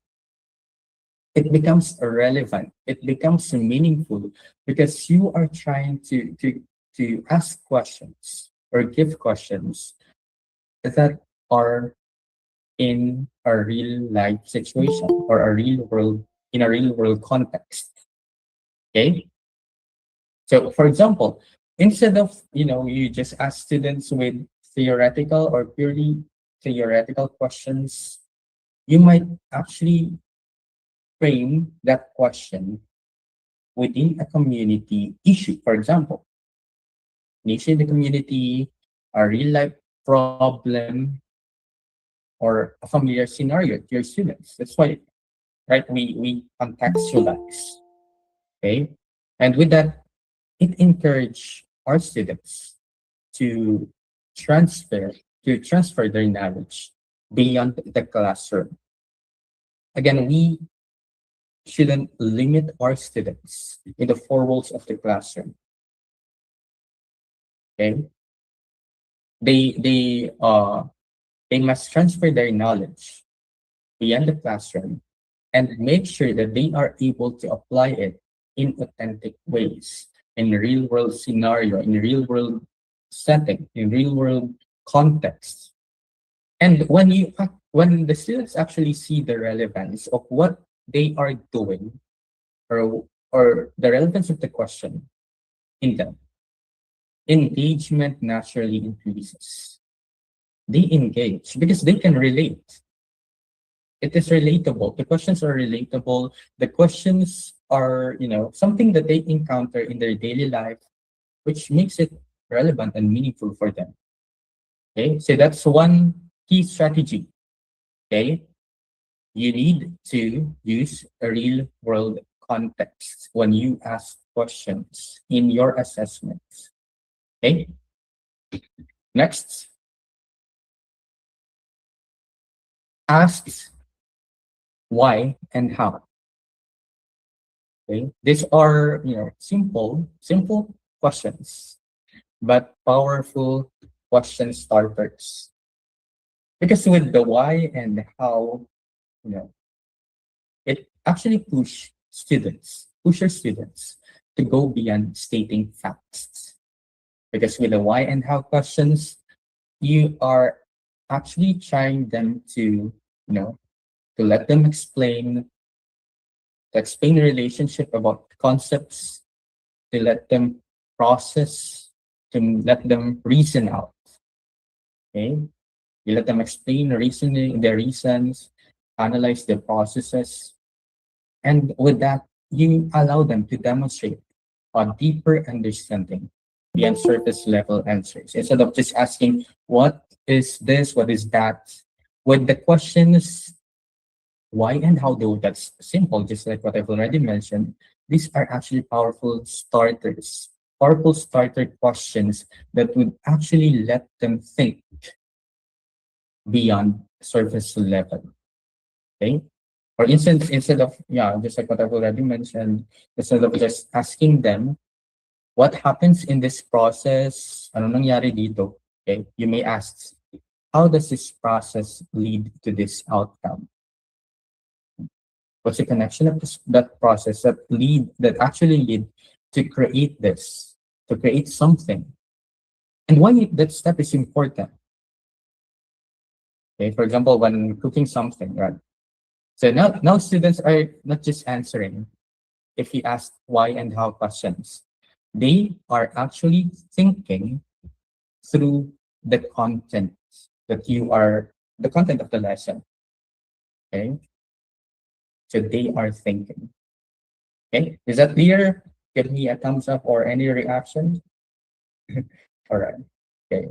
So that I can see that you are still with me. Okay, thank you so much for actively participating throughout the session. All right.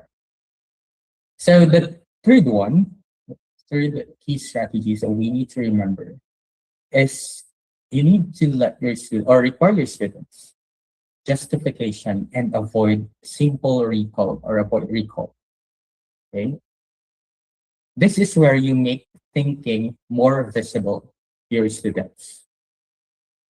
Because a HATS question does not stop at an answer. Again, it's not just answering a question. You let them think. You let students to defend the answer using evidence, using logic, using examples. Okay? You can actually ask students, or for example, you ask a simple question. You need to let them explain their reasons. Explain your reasoning. Support your answer with evidence, right? At the latter part of a question, for example, in an essay, you may say, explain your reasoning. Support your answer with evidence. Why do you think this is the best solution for that problem? And with that type of questions, you ensure that students are not guessing, not just memorizing, because they are actually trying to construct and articulate their understanding or their knowledge about that. Okay, so that's why it is important for us to require justification to avoid just simple recall of ideas of knowledge or their understanding. Okay. Okay. For example,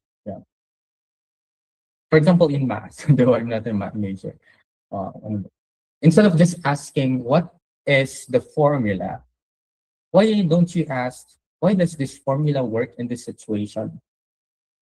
Why do you think this formula is applicable to this situation? Okay. See that one change in questioning transforms the tasks.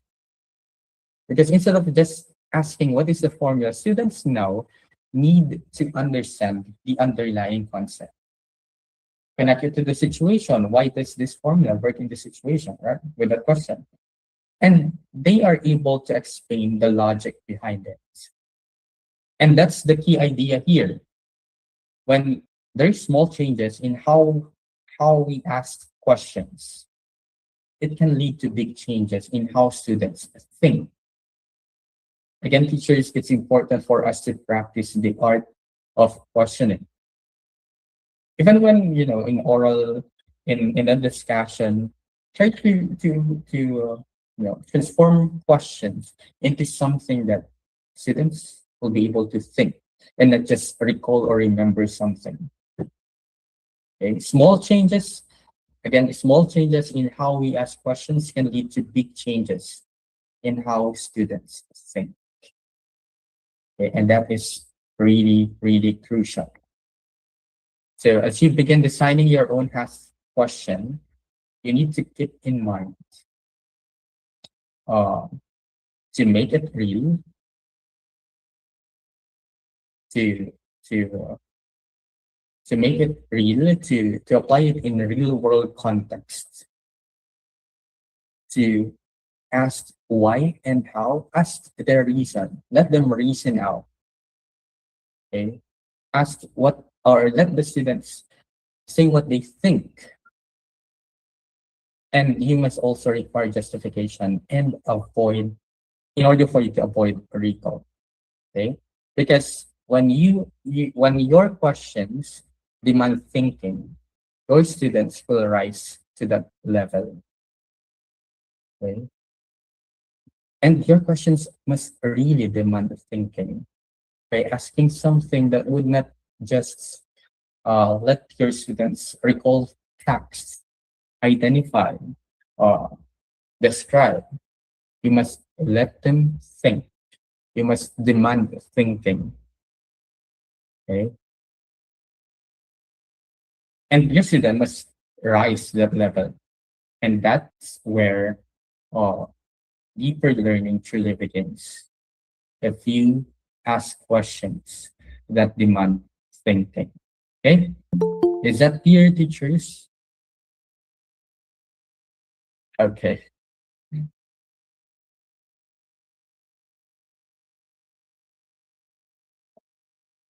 Okay, thank you so much for that. Okay, are you now reflecting with with how you create questions? Anyone who would like to share about before we move on to the next part of of the discussion? Okay, isang pagbabago sa tanong may malaking epekto sa pag-iisip ng mga mag-aaral. Yes, that is right, Jason. Okay. The way we ask question, our way of questioning our students would really affect how they think. Okay, that's why we need to ask questions or has ask questions. Yeah, yeah.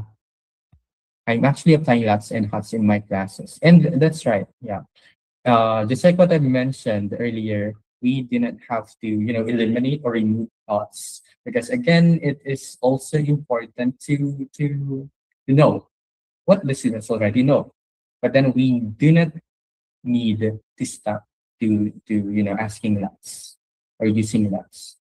Okay, we need to use HATs as well in order for our students to to build the critical thinking about the issue, the topics. It's like flipping a pancake. Andun lang pala ang tamis ng tamis. Yeah. Okay. We must know how to, to what do you call this? We must know how to transform the questions into something that you know, and like flipping a pancake according to you. Okay. How about the others? Very clear, Dexter. Well, thank you so much for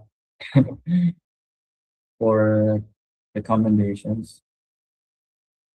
Okay, we are going to have an activity later on, but I think yeah, that's it's like conditioning the student's mind before actually applying their learning. That's right. Which is doon papasok ang HATS question. Yeah, that is right. Sir Florenta, thank you for that insight.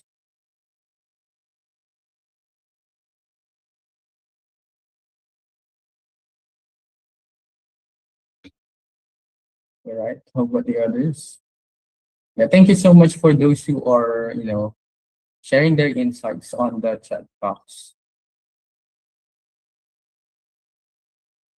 Yeah, we can actually learn from each other as you give your thoughts.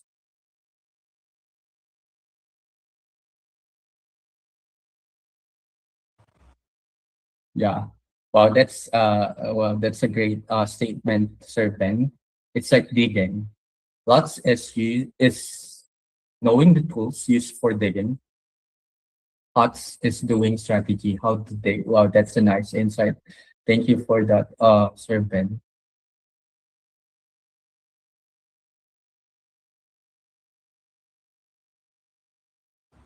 Okay, ICT major example.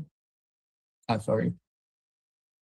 According to Ma'am Cecil, LOTS helps prepare students by building basic knowledge and understanding, while HATS goes deeper by asking students to apply, analyze, and think critically about what they have learned. That is on point. ICT major example, why and how to fill out service report in our tech computer electronic review. Okay. Okay, thank you so much for that, Sir Eric. Thoughts questions can give opportunity to create their own thoughts and deeper understanding. Yeah, that's a great point, Ma'am Rolinda.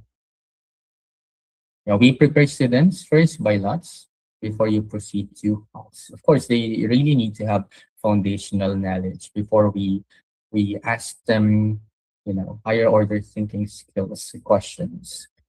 Okay. I think we will be having a break from. Let's just look at the schedule. Coffee 10 time.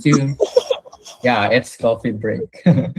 You might, use the bathroom, drink your water, or anything that you would like to do for the 15-minute break. Okay, from 10 to 10:15. Okay, so we will be back at 10:15. Okay. Okay. Enjoy your break. Nice kayong seminar, sir. Thank you. Thank you, sir.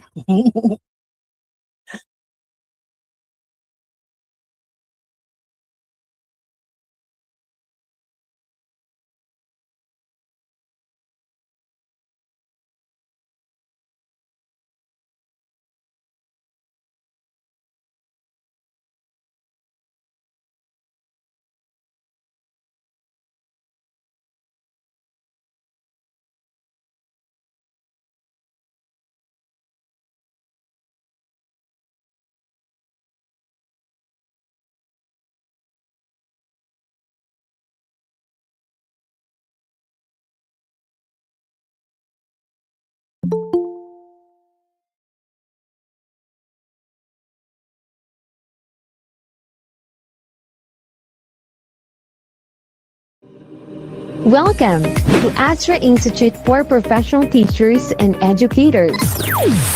Behind every dream, there is a teacher who believed first. Become part of Astra Institute and elevate your teaching career through accredited seminars, CPD units, inclusive resources, and professional support. If you become a member of the Astra Institute, you will enjoy exclusive professional benefits. And here's what you can look forward to: access to accredited seminars and workshops, CPD units to advance your career, an online learning platform anytime, anywhere, valuable resource materials, exclusive updates, special events discounts, your official ID or EID, plus 15% off on all upcoming seminars. To become a member, simply message the person who invited you to the seminar for assistance. Every day, teachers shape mind, inspire hearts, and build the future, often with limited support and endless commitment. That is why Astra Institute for Professional Teachers and Educators was created to empower, strengthen, and support educators at every stage of their professional journey.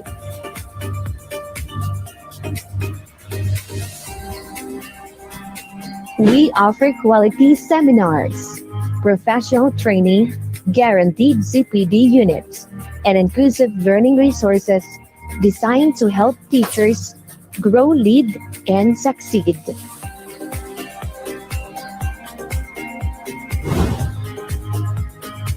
Because when teachers are equipped and inspired, education becomes more powerful and transformative.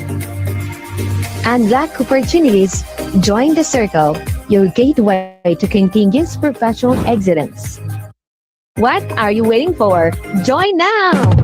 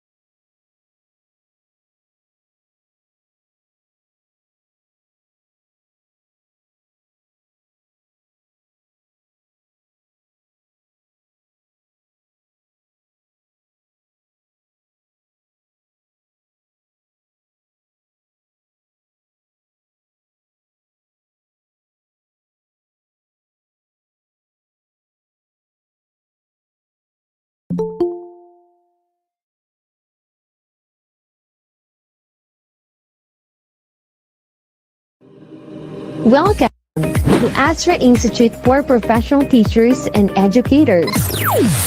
Behind every dream, there is a teacher who believes first.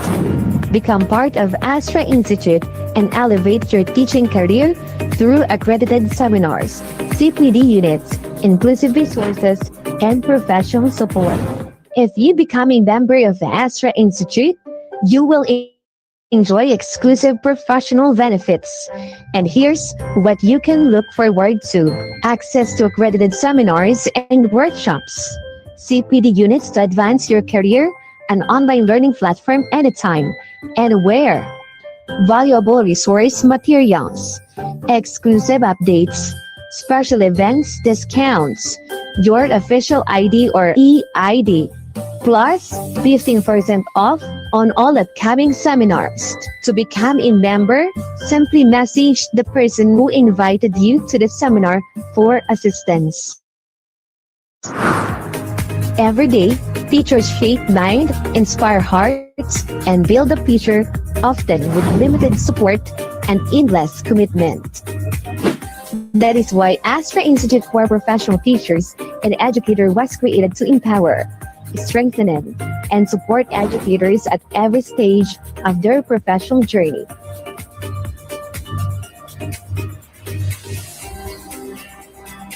We offer quality seminars, professional training, guaranteed CPD units, and inclusive learning resources designed to help teachers grow, lead, and succeed.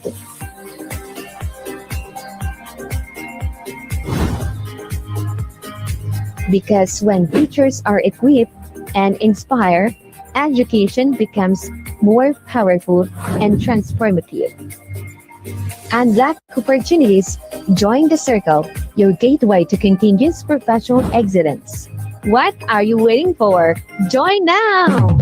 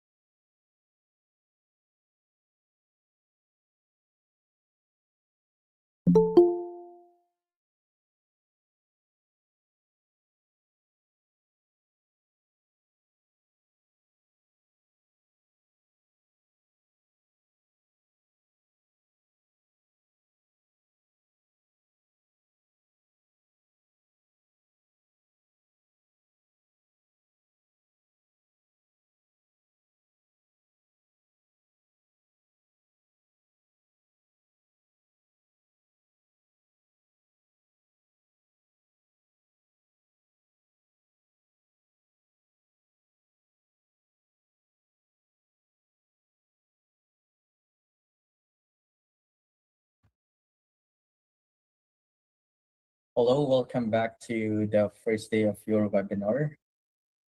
Give me reactions if you are ready for the continuation of our session. Yes, Sarah, you are raising your hand. Okay. All right, so let me share my screen. Okay, Aga is now ready.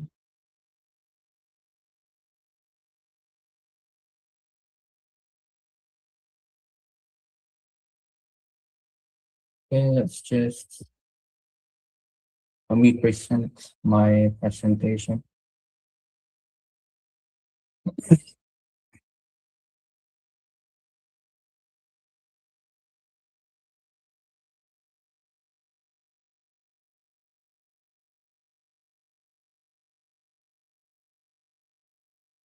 All right, so earlier we've talked about how we are going to design ask question, and the three key strategies that we've talked about are this, right? Okay, use real world contexts, ask why and how questions, okay, wherein it requires students to explain reasoning, analyze processes, and demonstrate deeper understanding. And lastly is required justification, and in order for us to, avoid recall. Okay.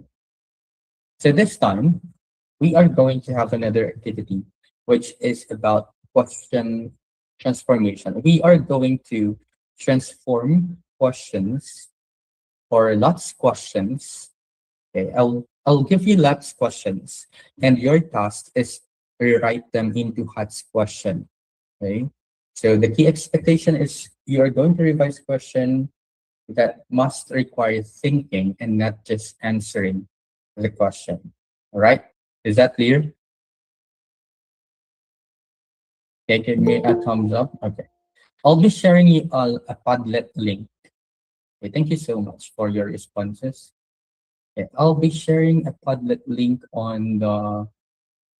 Okay, you will see 50 lots questions on the Padlet link, but then I just want you to choose at least three and then transform that into Hat's question. So just for us to to practice transforming question from lots to Hats. Okay, let me see.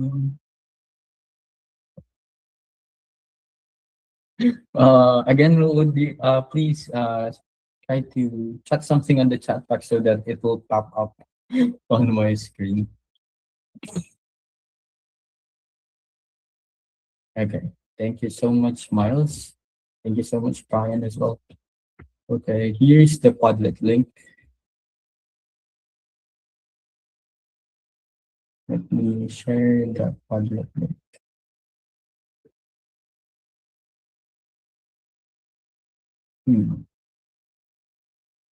Just let me know if you are able to access the link. So in here you will be able to see the question the last question. Oh, I'm able.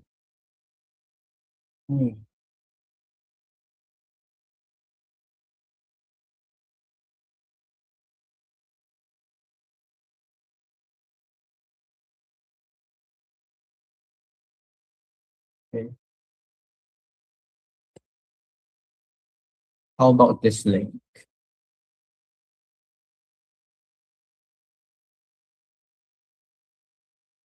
Hmm.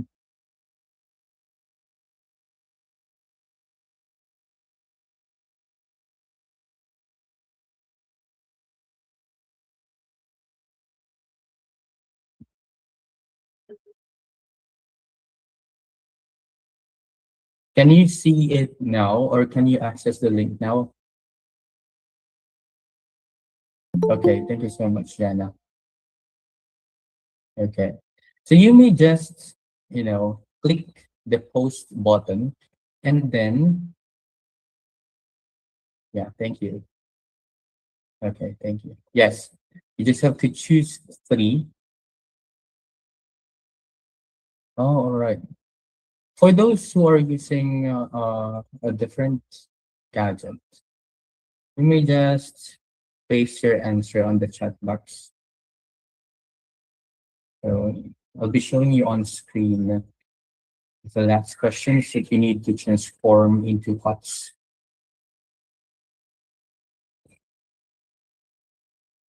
All right. I'll just give you 10 minutes for that. So we are going to maybe call just one. Uh, just one, yeah, after 10 minutes to explain how they are able to transform the question from lots to what. Okay. Again, your revised question must require thinking and not just answering. So for those who are uh, already on the Padlet link, again, you may just click the post and then please write your name on this subject. And then on the lower part, you may actually write your answer or three transform questions into us. Okay, if you have any question, feel free to ask. Is my instructions clear, teachers?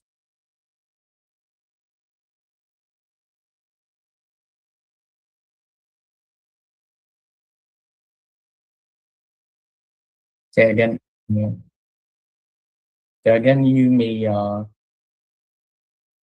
click the post button here,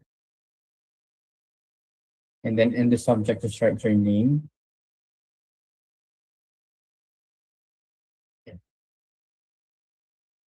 And then post, submit, click submit after transforming the three questions that you chose.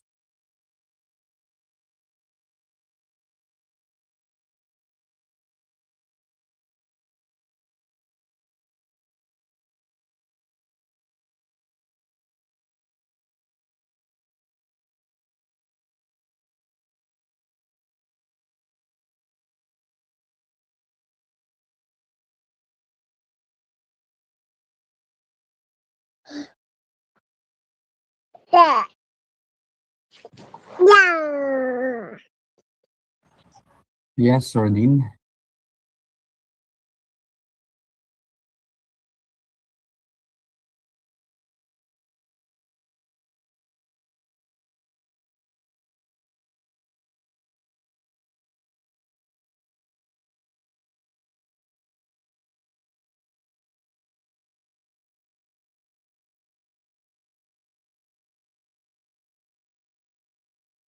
Again, we have here 50 questions. Again, you need to transform the questions into HUTs. Okay, and not answer the questions.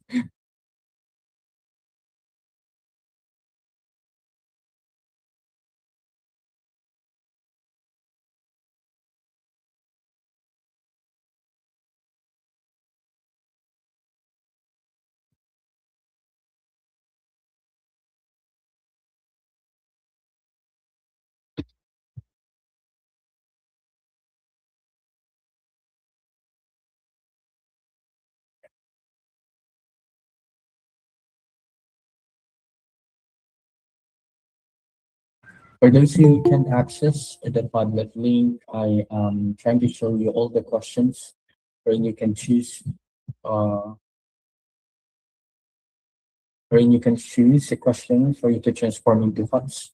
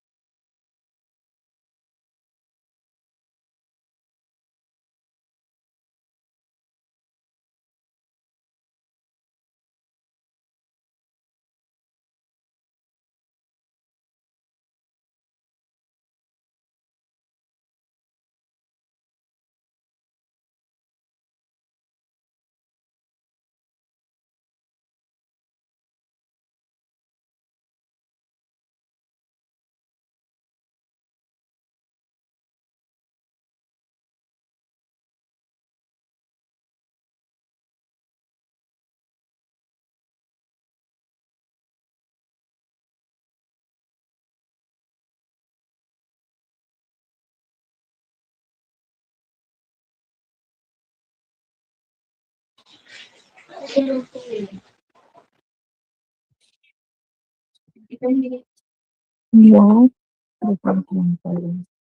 32. What is the capital of Japan?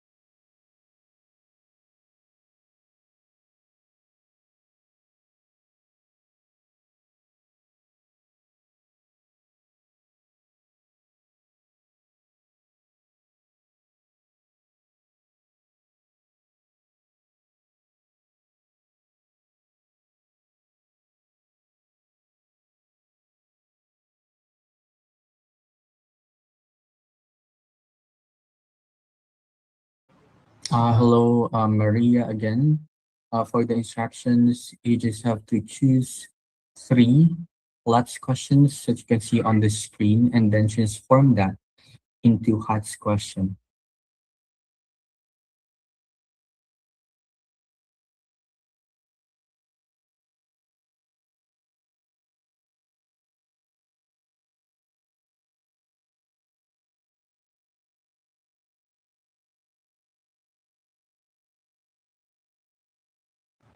If you can do it, do the three, maybe just choose one. Okay.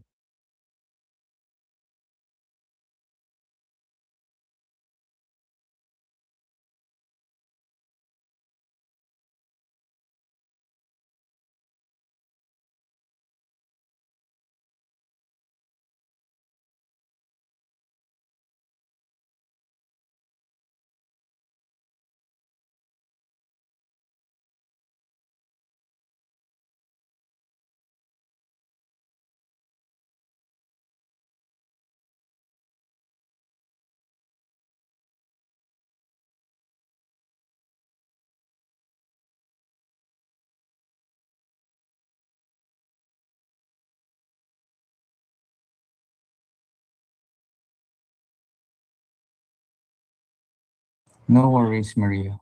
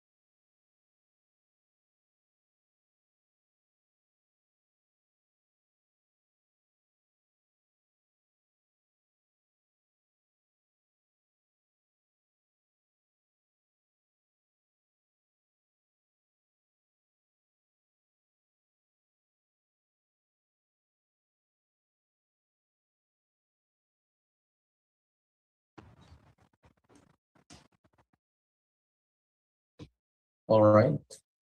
Right. It's already 10:30. For those who can access the the Padlet link. Yeah, okay. Can see here some responses. Okay, let's just choose one I think let's hear it from Sir Al. Is that Sir Al Mondihar? Uh, I don't know if I pronounce it correct. Sir Al, you please share to us the ways how are you able to transform the last questions into huts? What are the things that you considered? What are the strategies that you've used? Okay, thank you for those who are responding here.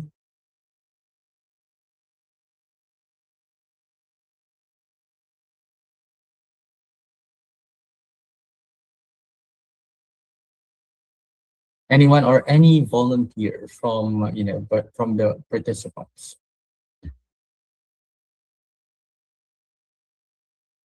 Mhm.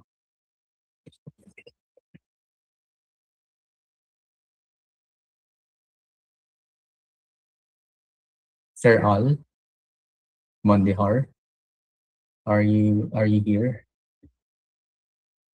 Or any volunteer from the participants? Mm. Okay, how about you, Rika?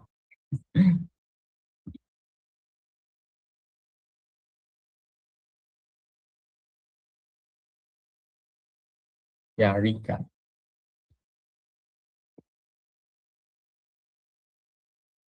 Just share to us any strategies or considerations uh, that you have in crafting the lots to cuts for those you've chose. Okay. I can see that you are able to transform the lots questions to huts questions really well.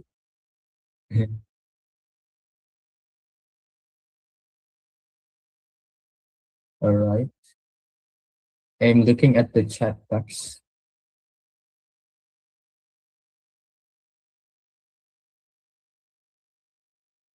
Mhm. Okay, these are great transformations to huts questions.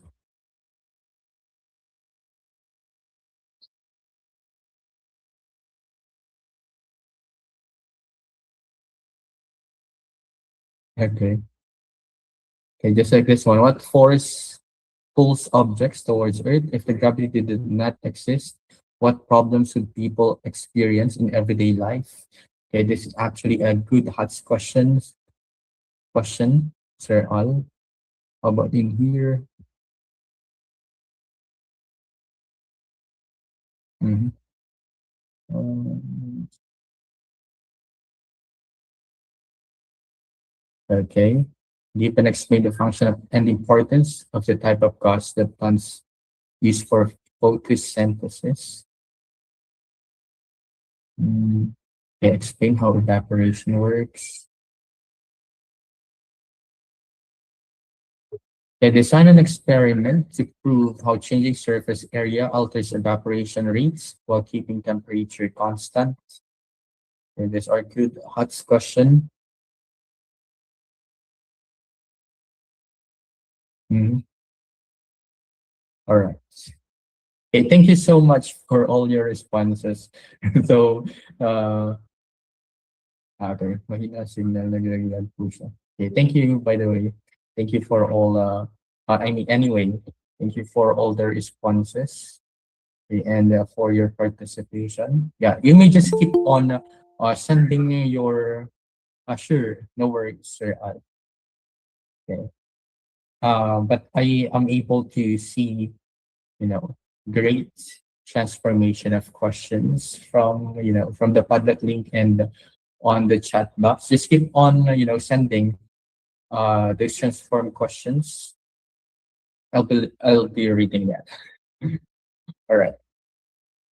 Okay. Thank you for your participation in that activity.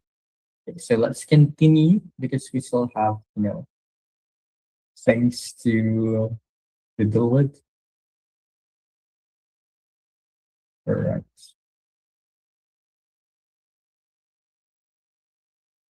Mhm.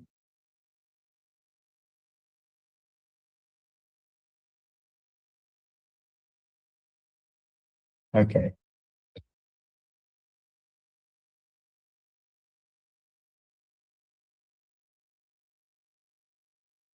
Okay. So now let's move beyond questions, since we've already talked about just forming questions from lots to huts. Now let's move beyond questions into performance tests. So there are actually three types. Yeah, there are three types highlighted here. We have the case analysis. These are just some of the few performance tests that you can use as a type of assessment to your classes. Okay, the first one is case analysis. So in here, students are able to analyze world scenarios in order for them to develop critical thinking skills. Okay, and the next one is project based, wherein they will create output or authentic outputs. Okay, that solve real problems. And aside from that is the simulations, wherein students apply learning in realistic environments. Okay, and these tasks are actually powerful. I just chose three. Powerful because they mirror real life. Okay? They are able to think deeply, okay, with this kinds of performance tests. They are able to generate an output. Yeah. And if students can do it in real life, we all know that it becomes a meaningful learning if they are able to apply concepts in real life. And with performance tests, we are able to let our students yeah, have a meaningful learning with this kind of performance tests. So as we shift our focus in here, oh, sorry. As we shift our focus towards higher order thinking skills, something important also shifts. There's also an important thing that we need to look at. Okay, and that is our role in HATS assessment, our role as a teacher in facilitating HATS assessment, in crafting HATS assessments. Okay, because nowadays we are not just, or we are no longer simply content deliverers. We are not just the sage on the stage, right? Wherein our primary task is to explain information and then check if students can repeat it. Okay, but nowadays we take on a more dynamic and impactful role in the learning process of our students. Okay, so first we become designers of learning tasks. Okay, as you can see in here, this means we carefully craft activities and assessments that requires thinking, not just to recall facts, to recall our students' understanding, or knowledge. We need to think ahead.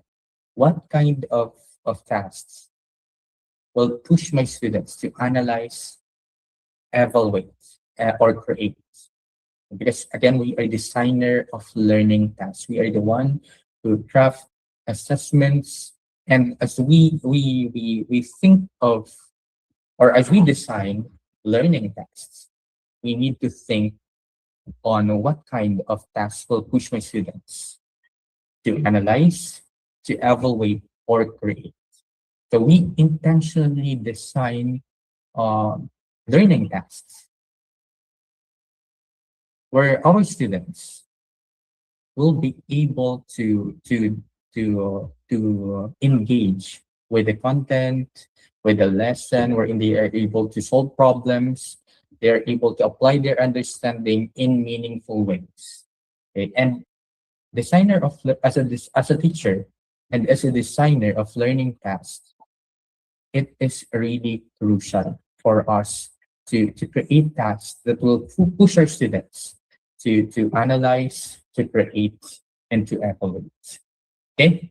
Second is as teachers, we are assessor of reasoning processes. Okay, from from simply marking answers as right or wrong. This time, it is also examining how students arrive at those answers instead of just marking this right, this is wrong. Why not try to examine how students arrive at that certain answer? Okay, and that is one of our role, one of the roles of teachers in HATS assessments. Okay, we need to understand, is the reasoning of the student logical? Uh, is the explanation clear? Is there evidence to support the claim as they answer the question? Okay, those things. Okay, and in that way, we are able to value the thinking process of the student. Why they come up with that certain answer? What are the reasons behind their claim about an issue? Okay, so with that, we are valuing the thinking process, and that is actually important. We don't just value the final product; we also value, the process. Why do they come up with that idea, with that innovation, with that product?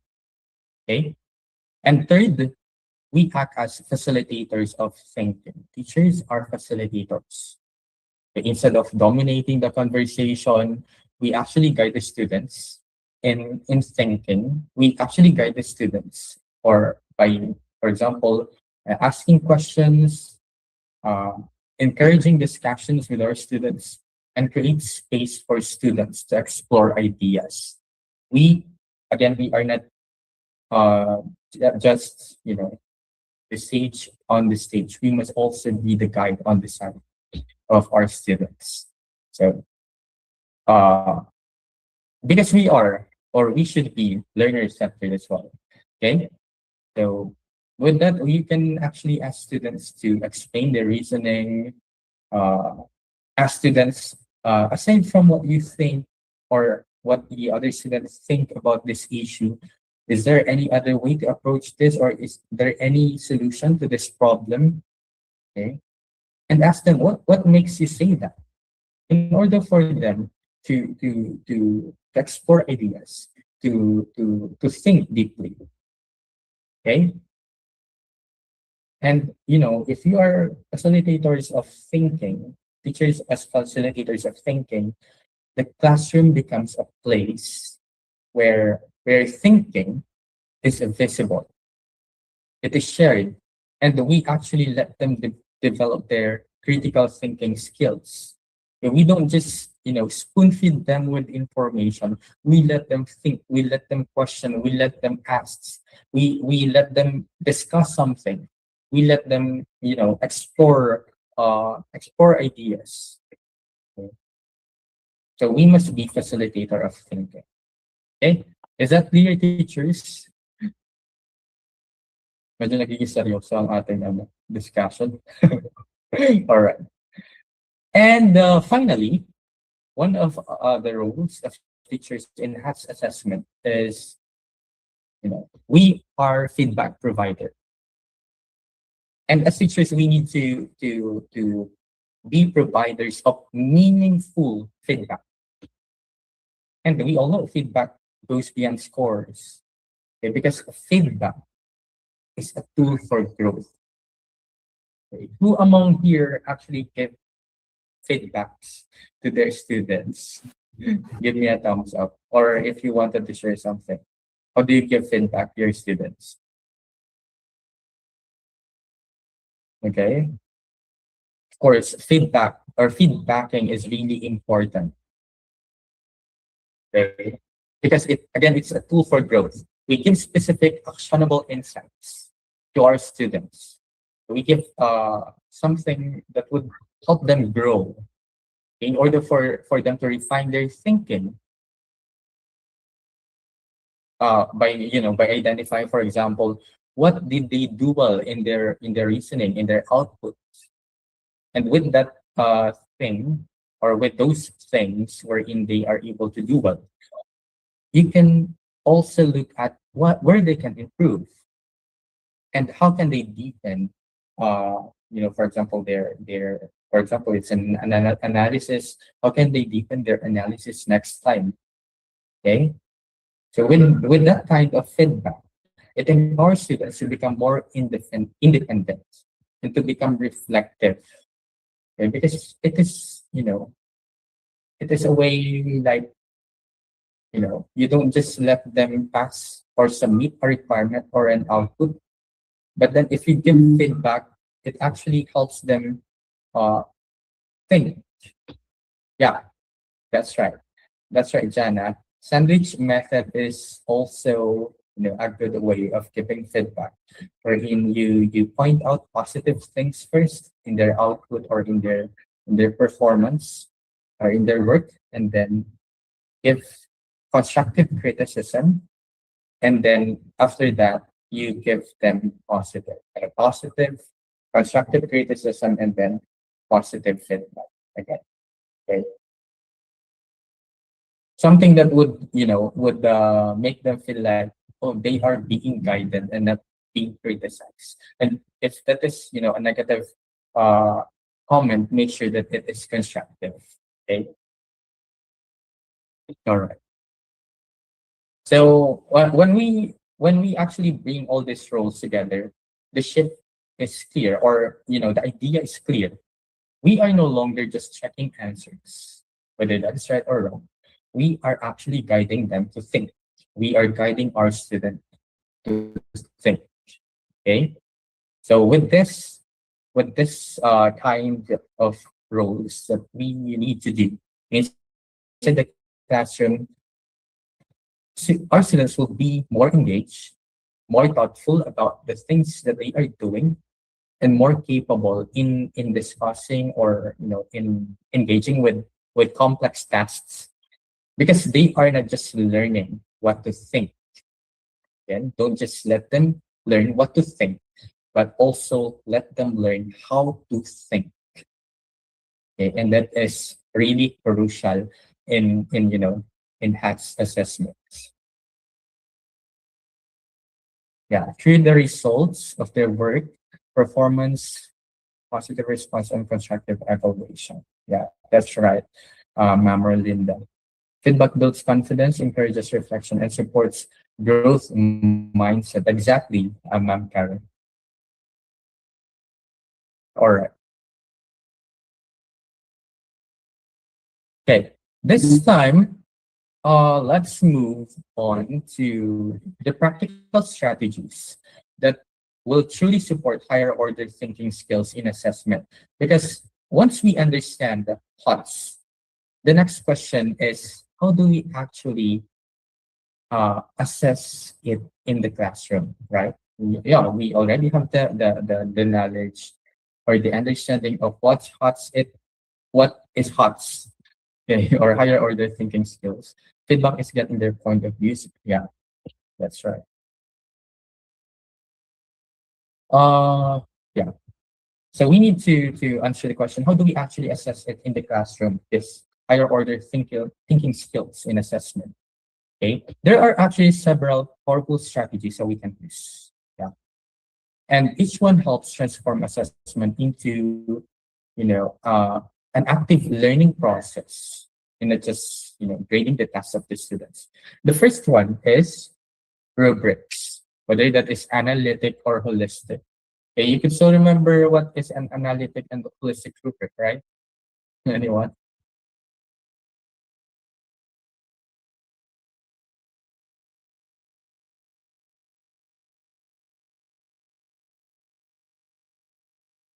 Okay, it's here in the presentation. Analytic rubrics breaks down criteria separately, while holistic rubrics assess overall quality. Later on, I am going to show you a rubric, an example rubric. Okay. So with the rubrics, you are using rubrics in the classroom, right? In assessing the task of the students. Okay, thank you for the thumbs up. Okay, so it is important actually in HATS assessment to use rubrics. Because when students are given clear criteria, especially criteria that focus on reasoning, focus on analysis, and their creativity, they better understand what quality thinking looks like. Because they are guided on what standard they should attain in doing the work. Okay. So, for example, instead of just simply grading an answer as correct or incorrect, a rubric will actually let you assess or allow you to assess, for example, depth of explanation of the student. For example, you are grading an essay. Okay? You may also look at the use of evidence. Okay. Uh, Logical reasoning. Okay, and as well as, for example, originality of ideas. You may also include the lower order, constraints, just like, for example, when it comes to mechanics, grammar, punctuation, those things. Okay, so rubrics guide students before they can even begin the tasks. That's why when we are giving, assessments or tasks to our students, we also give the rubrics. And with that rubrics before starting or beginning the test, students are able to know what is expected. And that transparency, because we are being transparent to our students when we give them rubrics right before they even begin the tasks. Okay, and that transparency would support students' better performance. Okay. Analytic breaks down the tasks, into separate components. Like when you are grading an essay, that's right. Holistic is one score based on the overall effectiveness. Yeah, that is right, Ma'am Karen. Thank you for that. Breaking the cake into pieces. Holistic is looking at the whole cake. Yeah, that's right, Sir Ben.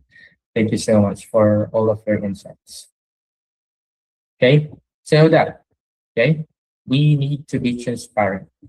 That's one assessment strategies in HOTS, in HOTS assessments. We really need to be transparent by giving them rubrics in order for them to be guided, in order for them to know, what is expected in the output. Okay. The next one is, I'm sorry. Yeah. The next one is performance-based assessment. This is where students develop or demonstrate learning by, by giving them real world tasks. They are able to, do real world application, demonstration of their skills. So instead of just answering questions, they complete the tasks. They may design solution. They may also create the product. Yeah. And they may also conduct investigation, for example, through an experiment. They may also present an argument in those things. Okay. And with these tasks that we've mentioned, it actually requires students to integrate knowledge and skills. They are able to integrate knowledge and skills. And with that, it makes learning more authentic and meaningful. Okay. So when we are giving them performance-based assessment, we are not just asking the student, do you know it? Right? We are actually trying to ask, can you use it in a real situation? How are you going to use it in a real situation? Okay, and that's the importance of performance-based assessments in HOTS. Okay. And we also have peer assessment. I want to know if there are teachers here who are actually using peer assessment in the classroom, wherein students evaluate each other's work, right, with a certain criteria. They're given the criteria and they assess the student or their classmates' work. Okay, Miss Ma'am Juliet is using that. Okay. Actually, there are some, you know, some teachers who are still who use this and some are not.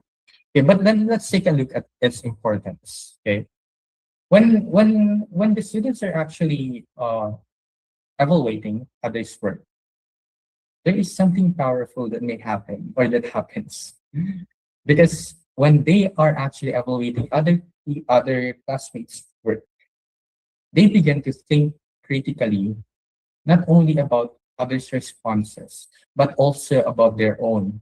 Ah, okay, pwede pala yung ganito. I can think this way din pala. Ano, I can do better with this kind of, process there. Okay, so that, okay, and they learn to apply the criteria because they have given the criteria, and then they are assessing other people's work. Okay, and with that, they are able to learn how to apply that because they are actually evaluating someone's work. They are able to learn how to give constructive feedback. They are able to recognize strong reasoning. And with peer assessment, it actually helps our students to strengthen their evaluation skills, which are central to the higher order thinking skills, right? And it also builds a classroom wherein, learning, or they will be able to know that learning can be collaborative and reflective. Learning is not just, uh, uh, an individual matter. Okay, so that's the magic of peer assessment. Okay, and fourth is reflective writing. So this is actually one assessment strategy that we can use because when we actually reflect, it is as if we are, using metacognition, wherein we think about our own thinking. And when our students ask to reflect, for example, through, we have journals, yeah, we give them guided questions to begin, how they are going to reflect about the topic, about what they've learned, what they understood, how they approach a task, what are, for example, what are the challenges that they've encountered when they do the tasks, and how they can improve. Okay, that's the importance of reflective thinking. Okay, it actually deepens learning because students are becoming more aware of their own learning or their own cognitive process. That's why it is also effective. Okay. And finally, we have here formative feedback tools. Okay. And in here, this is actually going to check the understanding of the students. Okay. Or how they think. Okay. This can include, or this will include,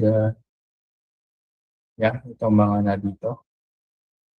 Quick discussions, think pair share activities, just like, short written response. We may also use digital platforms. Yeah. Okay, because the key here is to give them real-time feedback, immediacy of feedback. Okay, so that's why we can use, varied tools in giving feedback because we can actually adjust instruction based on what students are thinking as of the moment. Okay? Not after, after the fact.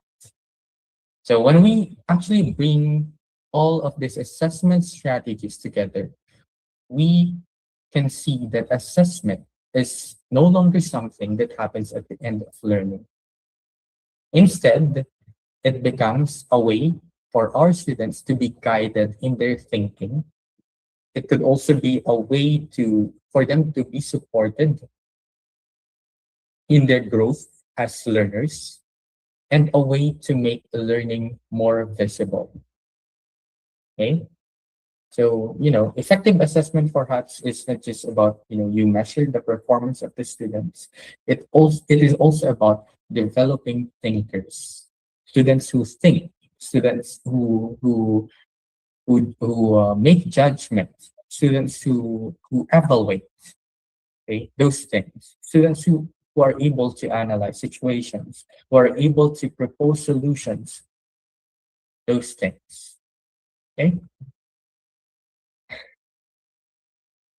Group activity, teamwork guide, and actual activity using performance checklist guide for step procedure and okay, individual team. Okay, thank you so much for that. Well, peer assessment builds confidence, collaboration skills. Yes, pag interactive ang class, mas matatandaan ng mga bata ang napag-aralan. The diary and journal entry, yes. And I think we are actually using some of this already. Okay. But then, let's try to pause and acknowledge something very real. And I think you can relate with this. Implementing HATS is not easy. Do you agree or not? It's not easy, right? Yeah. Let's see why. Before we go on with that, I have here example HATS tasks. I actually use the GRASP model. In here, the task of the student is, community engagement through educational communication material design. In here, they are going to create different communication materials.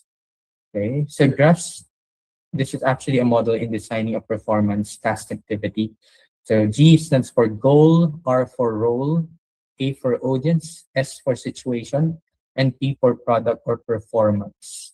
So as you can see in here, the goal of this task is to empower community engagement by designing clear, coherent, and effective communication materials. Okay, this is focused on education in a local situation. And in here, the students are able to know their role. Okay, so their role is an education outreach coordinator. This task is actually designed for education students since I'm teaching in higher education. Yeah. Yeah. Their role is as an education outreach coordinator. And their audience, in order for them to, to have an idea what they are going to do, of course, in the GRASP model, we have here the part of audience, wherein they are able to know para saan yung gagawin nila. Okay? Residents of varying ages, local schools, parents, and community organizations. And in the situation in here, in this task, is that local initiative aims to enhance community education by offering workshops, resources, and collaborative learning opportunities. The task of the students is to design materials that not only inform, but also inspire community members to actively engage in educational activities. And these are the products or performance that they are going to create. Actually, this is for different groups, group 1, group 2, group 3, group 4, and group 5. I actually make it like that. Okay, so the first group would create educational workshop complex, okay, wherein it shows information about the workshop details that they are going to conduct. Next is interactive educational Facebook page, okay, parent teacher association presentation, so those kind of things. Again, this task is for education students. Social media campaign for student involvement, so whatever they think is applicable in for the campaign. And next is a presentation of this. Okay, after that, they are going to present all the tasks that all the communication material. Okay. And I have here the sample assessment criteria. This actually part of this GRASP model. I've included assessment criteria wherein uh, the school assess uh, the communication material that they've created. And I also included here peer assessment criteria. Yeah, that's it. Okay, do you have any question before we move forward? Are you still with me, teachers? Okay, thank you so much. Okay, so I've already mentioned that implementing hacks is not an easy task, and I think we can all agree with that. Okay, and actually, it's important that we recognize the challenges that we may encounter in implementing hacks in our assessment. Not to discourage us, of course, but to better prepare us because we've already seen the importance of HOTS. Okay, because again, we are not just giving information to our students, we are also trying to let them think about what they are, learning. Okay. And one of the most common challenges is time constraints. I think you can agree with me in this one. Because designing higher order tasks, facilitating the discussions, uh, how you assess deeper thinking, all take more time than the traditional recall-based test, right? Because you can just do the quiz, and then after the students answer it, you will just check it, what is right, what is wrong. Then you get the scores. Okay. Yeah, that's one of the common challenge for us teachers in designing higher order thinking tasks. It can feel overwhelming, really, especially when we are managing tight schedules and we have heavy workloads, or if we actually have, many preparations, right? It can be very challenging. Okay. Another challenge is difficulty of designing hacks tasks. Because creating questions that truly require analysis, evaluation, or creation isn't always, straightforward. It would actually require us intentional planning. We need to really plan, uh, you know, hacks tasks. We need to have the clarity of what are our objectives? What do we need to attain? What is our goal? And sometimes a shift in how we think about teaching itself. Paano ba to? Paano ko siya ituturo? Paano ko siya gagawin parts? Paano ko siya i-connect? How I am going to design it effective, and how am I sure that it will be effective? Okay. But then we can think of ways, later on. And then another challenge is the subjective scoring and student adjustments. Unlike, diba? Unlike multiple choice tests, wherein we just check and we get the scores, HAS assessment often involve open-ended responses. And with that open-ended responses, that can be very harder to grade consistently and fairly. And we may have this worry about, am I being objective in assessing the student, or am I assessing accurately? Right? Diba parang naano natin, that could be a problem. It could be subjective scoring. Okay. And the one thing that I do is that, parang I just put numbers on my students' papers. For example, I am grading a paper, grading their paper. I actually just put codes or let them put codes on the paper, and then may nakaalat doon kung kanino or nakalagay na bukod kung kanino yung mga codes na yun na nakapangalan. So as I check the paper, codes lang yung nakikita ko, and I can objectively score the students based on their paper, their work. So thing. And ganun din when it comes to peer assessment, you can also do that. Para makikita lang nila code, and then they are going to assess based on the criteria. Okay, subjective scoring is a common challenge, and one way that we can, actually solve that is with rubrics, right? So with the rubrics, you will be guided on how to score them. So that's why rubrics is really important. Okay, so here are some of the solutions and best practices or practical solutions that we can, look at. First is use of structured rubrics, which I've already mentioned. It will actually give us clarity and consistency in assessing the work of our students. They define or they make us see what quality thinking looks like. Our rubrics makes it easier for us teachers and students to understand the expectation in the work, in the tasks that they are going to do. And they also help reduce subjectivity, just like what I mentioned, or the common challenge that we mentioned earlier. Subjectivity will be reduced if we provide clear criteria on how we are going to evaluate the work of the students. Okay? And second, start small and collaborate.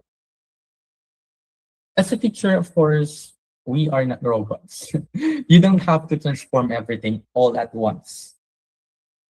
Oh, sorry. We need to begin with one lesson, one task, even one question. We can also work with our colleagues. Can share ideas. Sorry. Sorry, excuse me.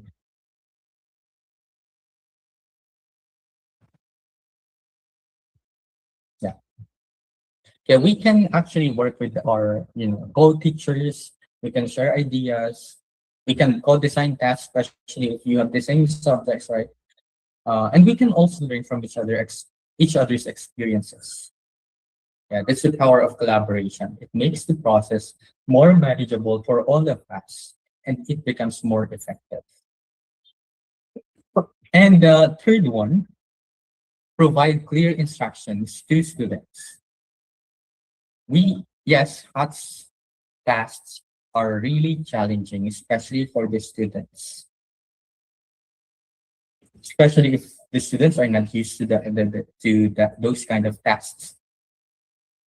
And if we give them clear instructions, when expectations are clear, what to do, how they are going to do it, and how it will be assessed. The students are more confident and more capable in engaging deeply with the task or the performance task or the activities that they are going to do. Okay, so that's why it's really important to provide clear instructions to our students. And most importantly, we need to keep in mind the progress of our students is really important than perfection. Because we always say no one's perfect. Okay? Progress is more important. Okay? We yeah. And as teachers, we don't have to get everything right immediately if we are trying to, utilize HATS assessment. What matters is that we are really moving to the right direction one at a time. We gradually shift assessment from lower order thinking to promoting deeper thinking. Okay, so every step that we take as we go on, every improved questions, every task, every feedback that we give to our students will bring them to thinking critically, to become independent thinkers. So it's not about aiming for perfection, it's aiming for growth for us and for our learners. Okay, let's always aim for growth, not perfection. Okay, again, it's for us teachers, and for the betterment of our students or our learners. Okay? Is that clear to all of you? Okay, thank you so much for all the responses. So actually, ang dami activities na sasabihin. Okay, actually for our final activity, I want you to design a performance tasks in your subject area. Okay, it may include a real world scenario. It could be a real scenario, okay, since that's a performance tasks. You must also include clear instructions and the expected output. Okay. So as you create that performance tasks, you may reflect on the question: how can you transform one of your current assessments into a HATS-based test? O pwedeng meron na kayong assessment, then you are going to transform that into a HATS-based test. Okay. Take a moment to create that, to think about that. Okay. Yeah, this is our last activity, and the real challenge begins when you apply what you've learned today. Okay. Again, you are going to create a performance tasks, HATS-based tasks for your students in assessing your students. Okay, I'll be giving you time to do that.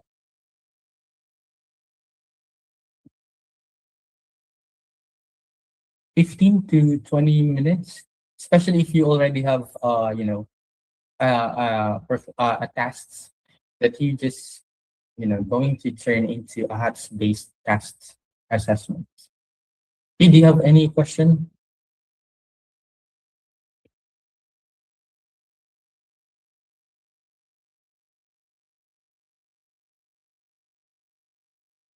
Any clarification, teachers?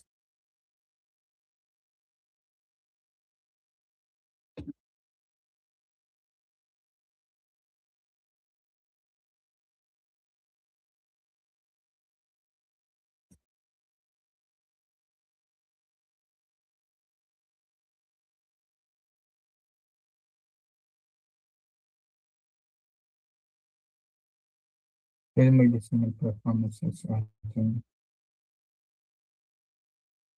What do you mean by that, Ma'am Rolinda? Kasi sir, nag-work kasi ako ng company, so I'm just itong pag ano ko ng curriculum professional as CPD for my refreshment for my stock knowledge, and then Okay.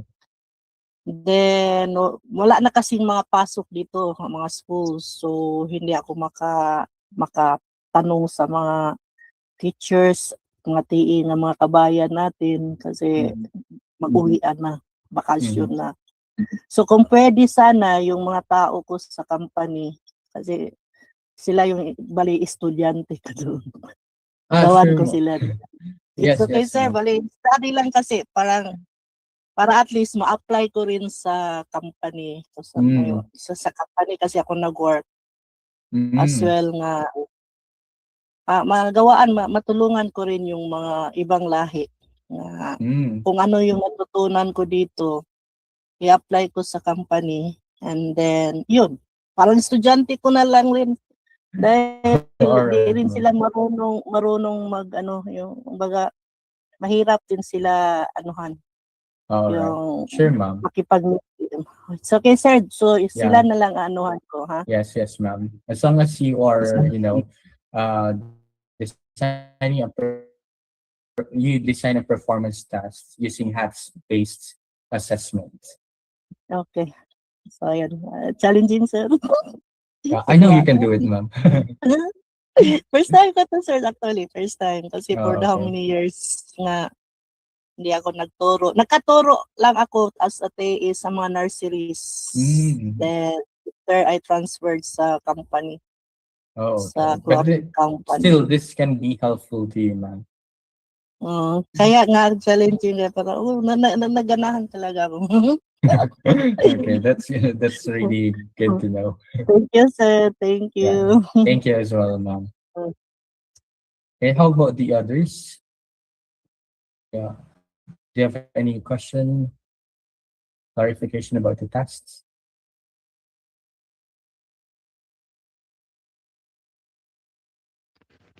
Sir, clarification po, sir. Yes, Same sir. question with Sir Dennis. Saan po ba iaano yung mga sagot namin or yung performance task namin? Dito po ba sa or saan po ba? Ah, Saan po? okay. I'll be sending a link for you to upload your tests later. Okay. Okay. Thank Thank you for that concern, sir.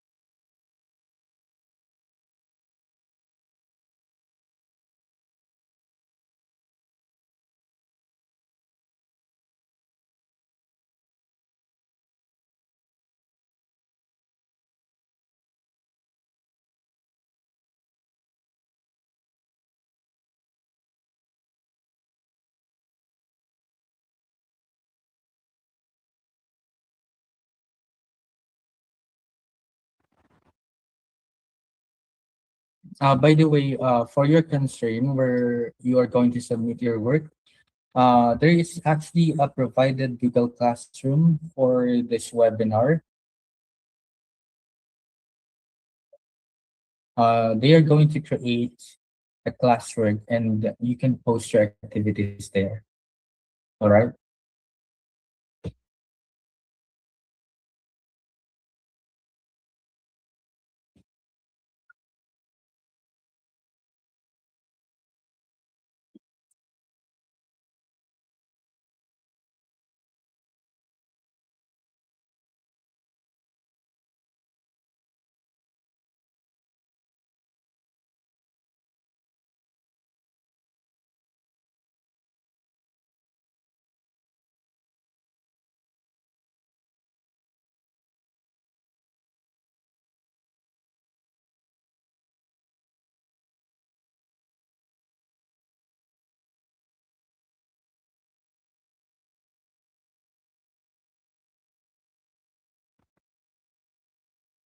All right. So the Google Classroom was already created and you can post your activity there.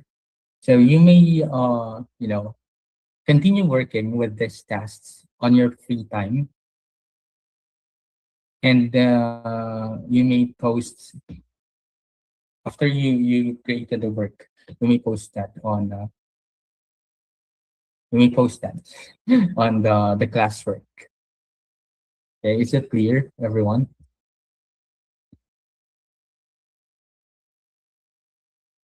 Okay, thank you so much. I think you already have your access to the Google Classroom. Okay, thank you so much, Dennis.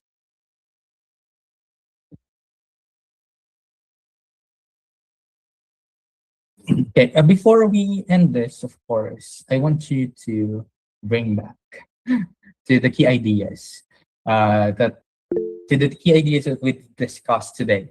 Okay, because again, these are not just concepts. This can be your guiding principles for your daily practice as teachers, as educators. So first, assessment drives learning. Okay, what we choose to assess is actually a powerful message to our students about, you know, letting them know what truly matters.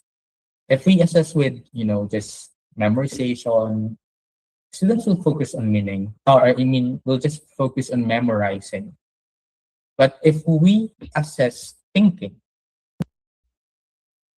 analysis, reasoning, creativity, then students will rise to that expectation. So, in other words, uh, assessments isn't just about the reflection of learning.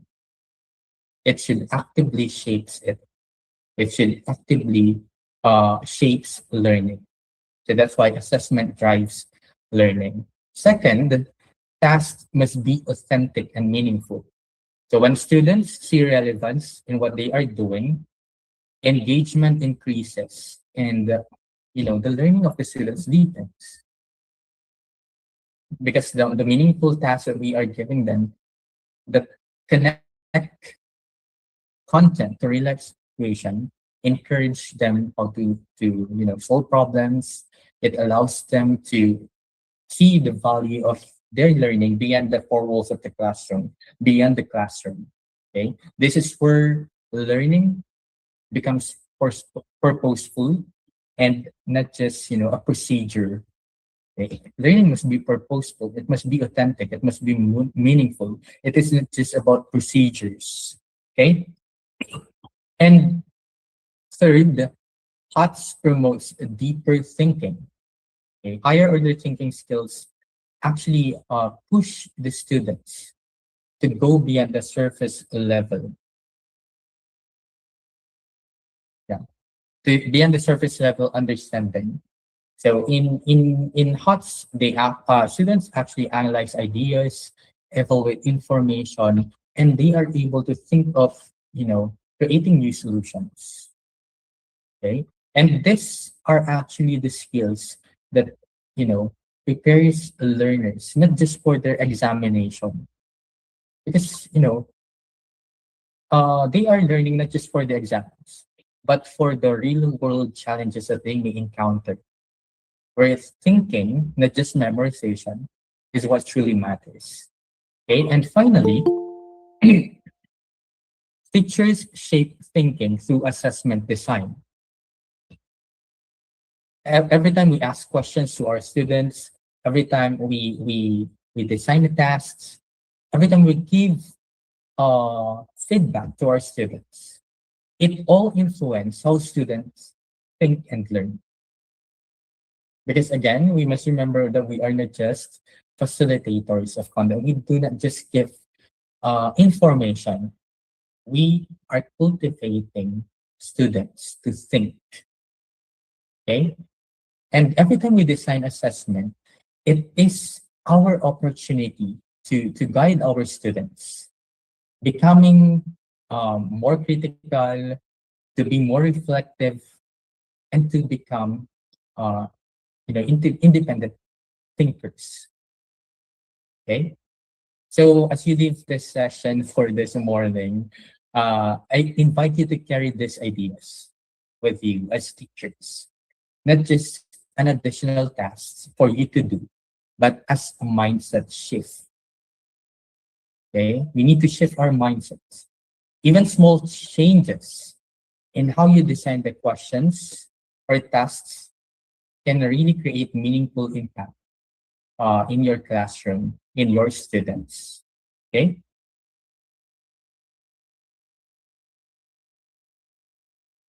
I'm sorry, this not. Okay, thank you so much for your time.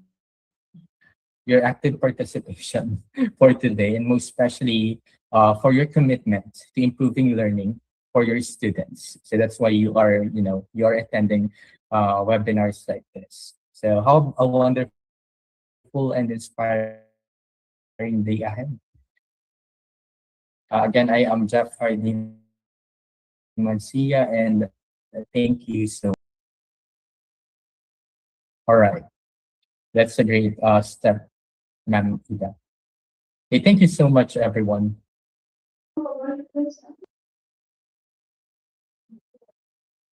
Thank you, Mr. Jeff Hardy Di Mancia, for a truly remarkable and enlightening session. We are grateful for the knowledge and inspirations you have shared. So everyone, please check your Google Classroom for the assessment provided. So I would also like to remind you that you may complete it during your free time.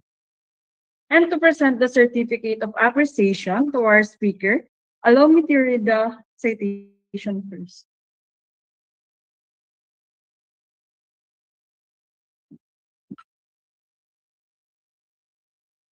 Wala. Naghang sa akin.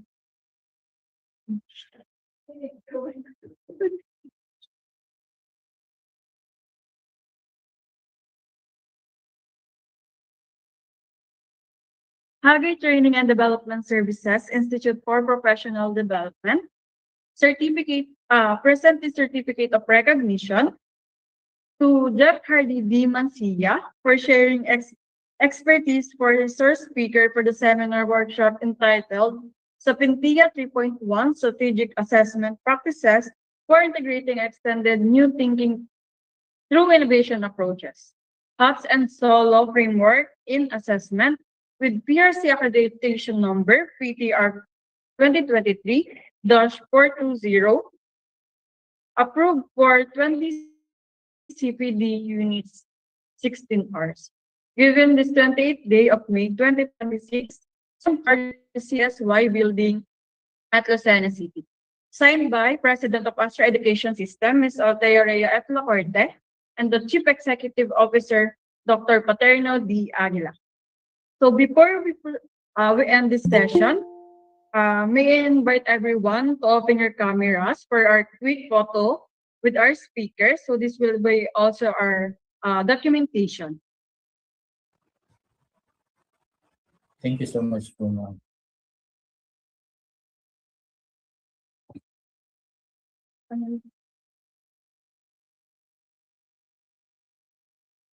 For a while.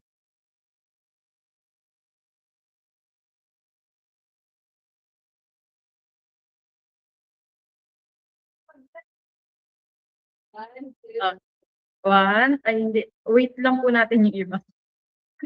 Ay, sorry. Wait lang po natin yung iba mag-open ng camera. Ano pa for documentation? Alright. Okay, so 1, 2, 3.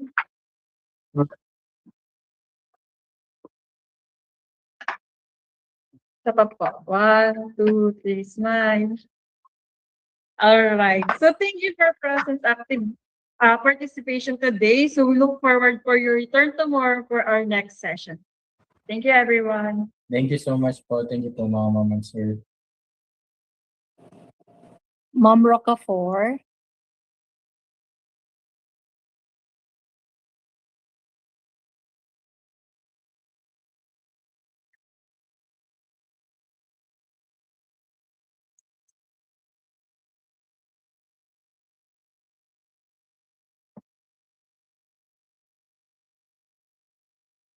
Thank you, everyone. See you tomorrow.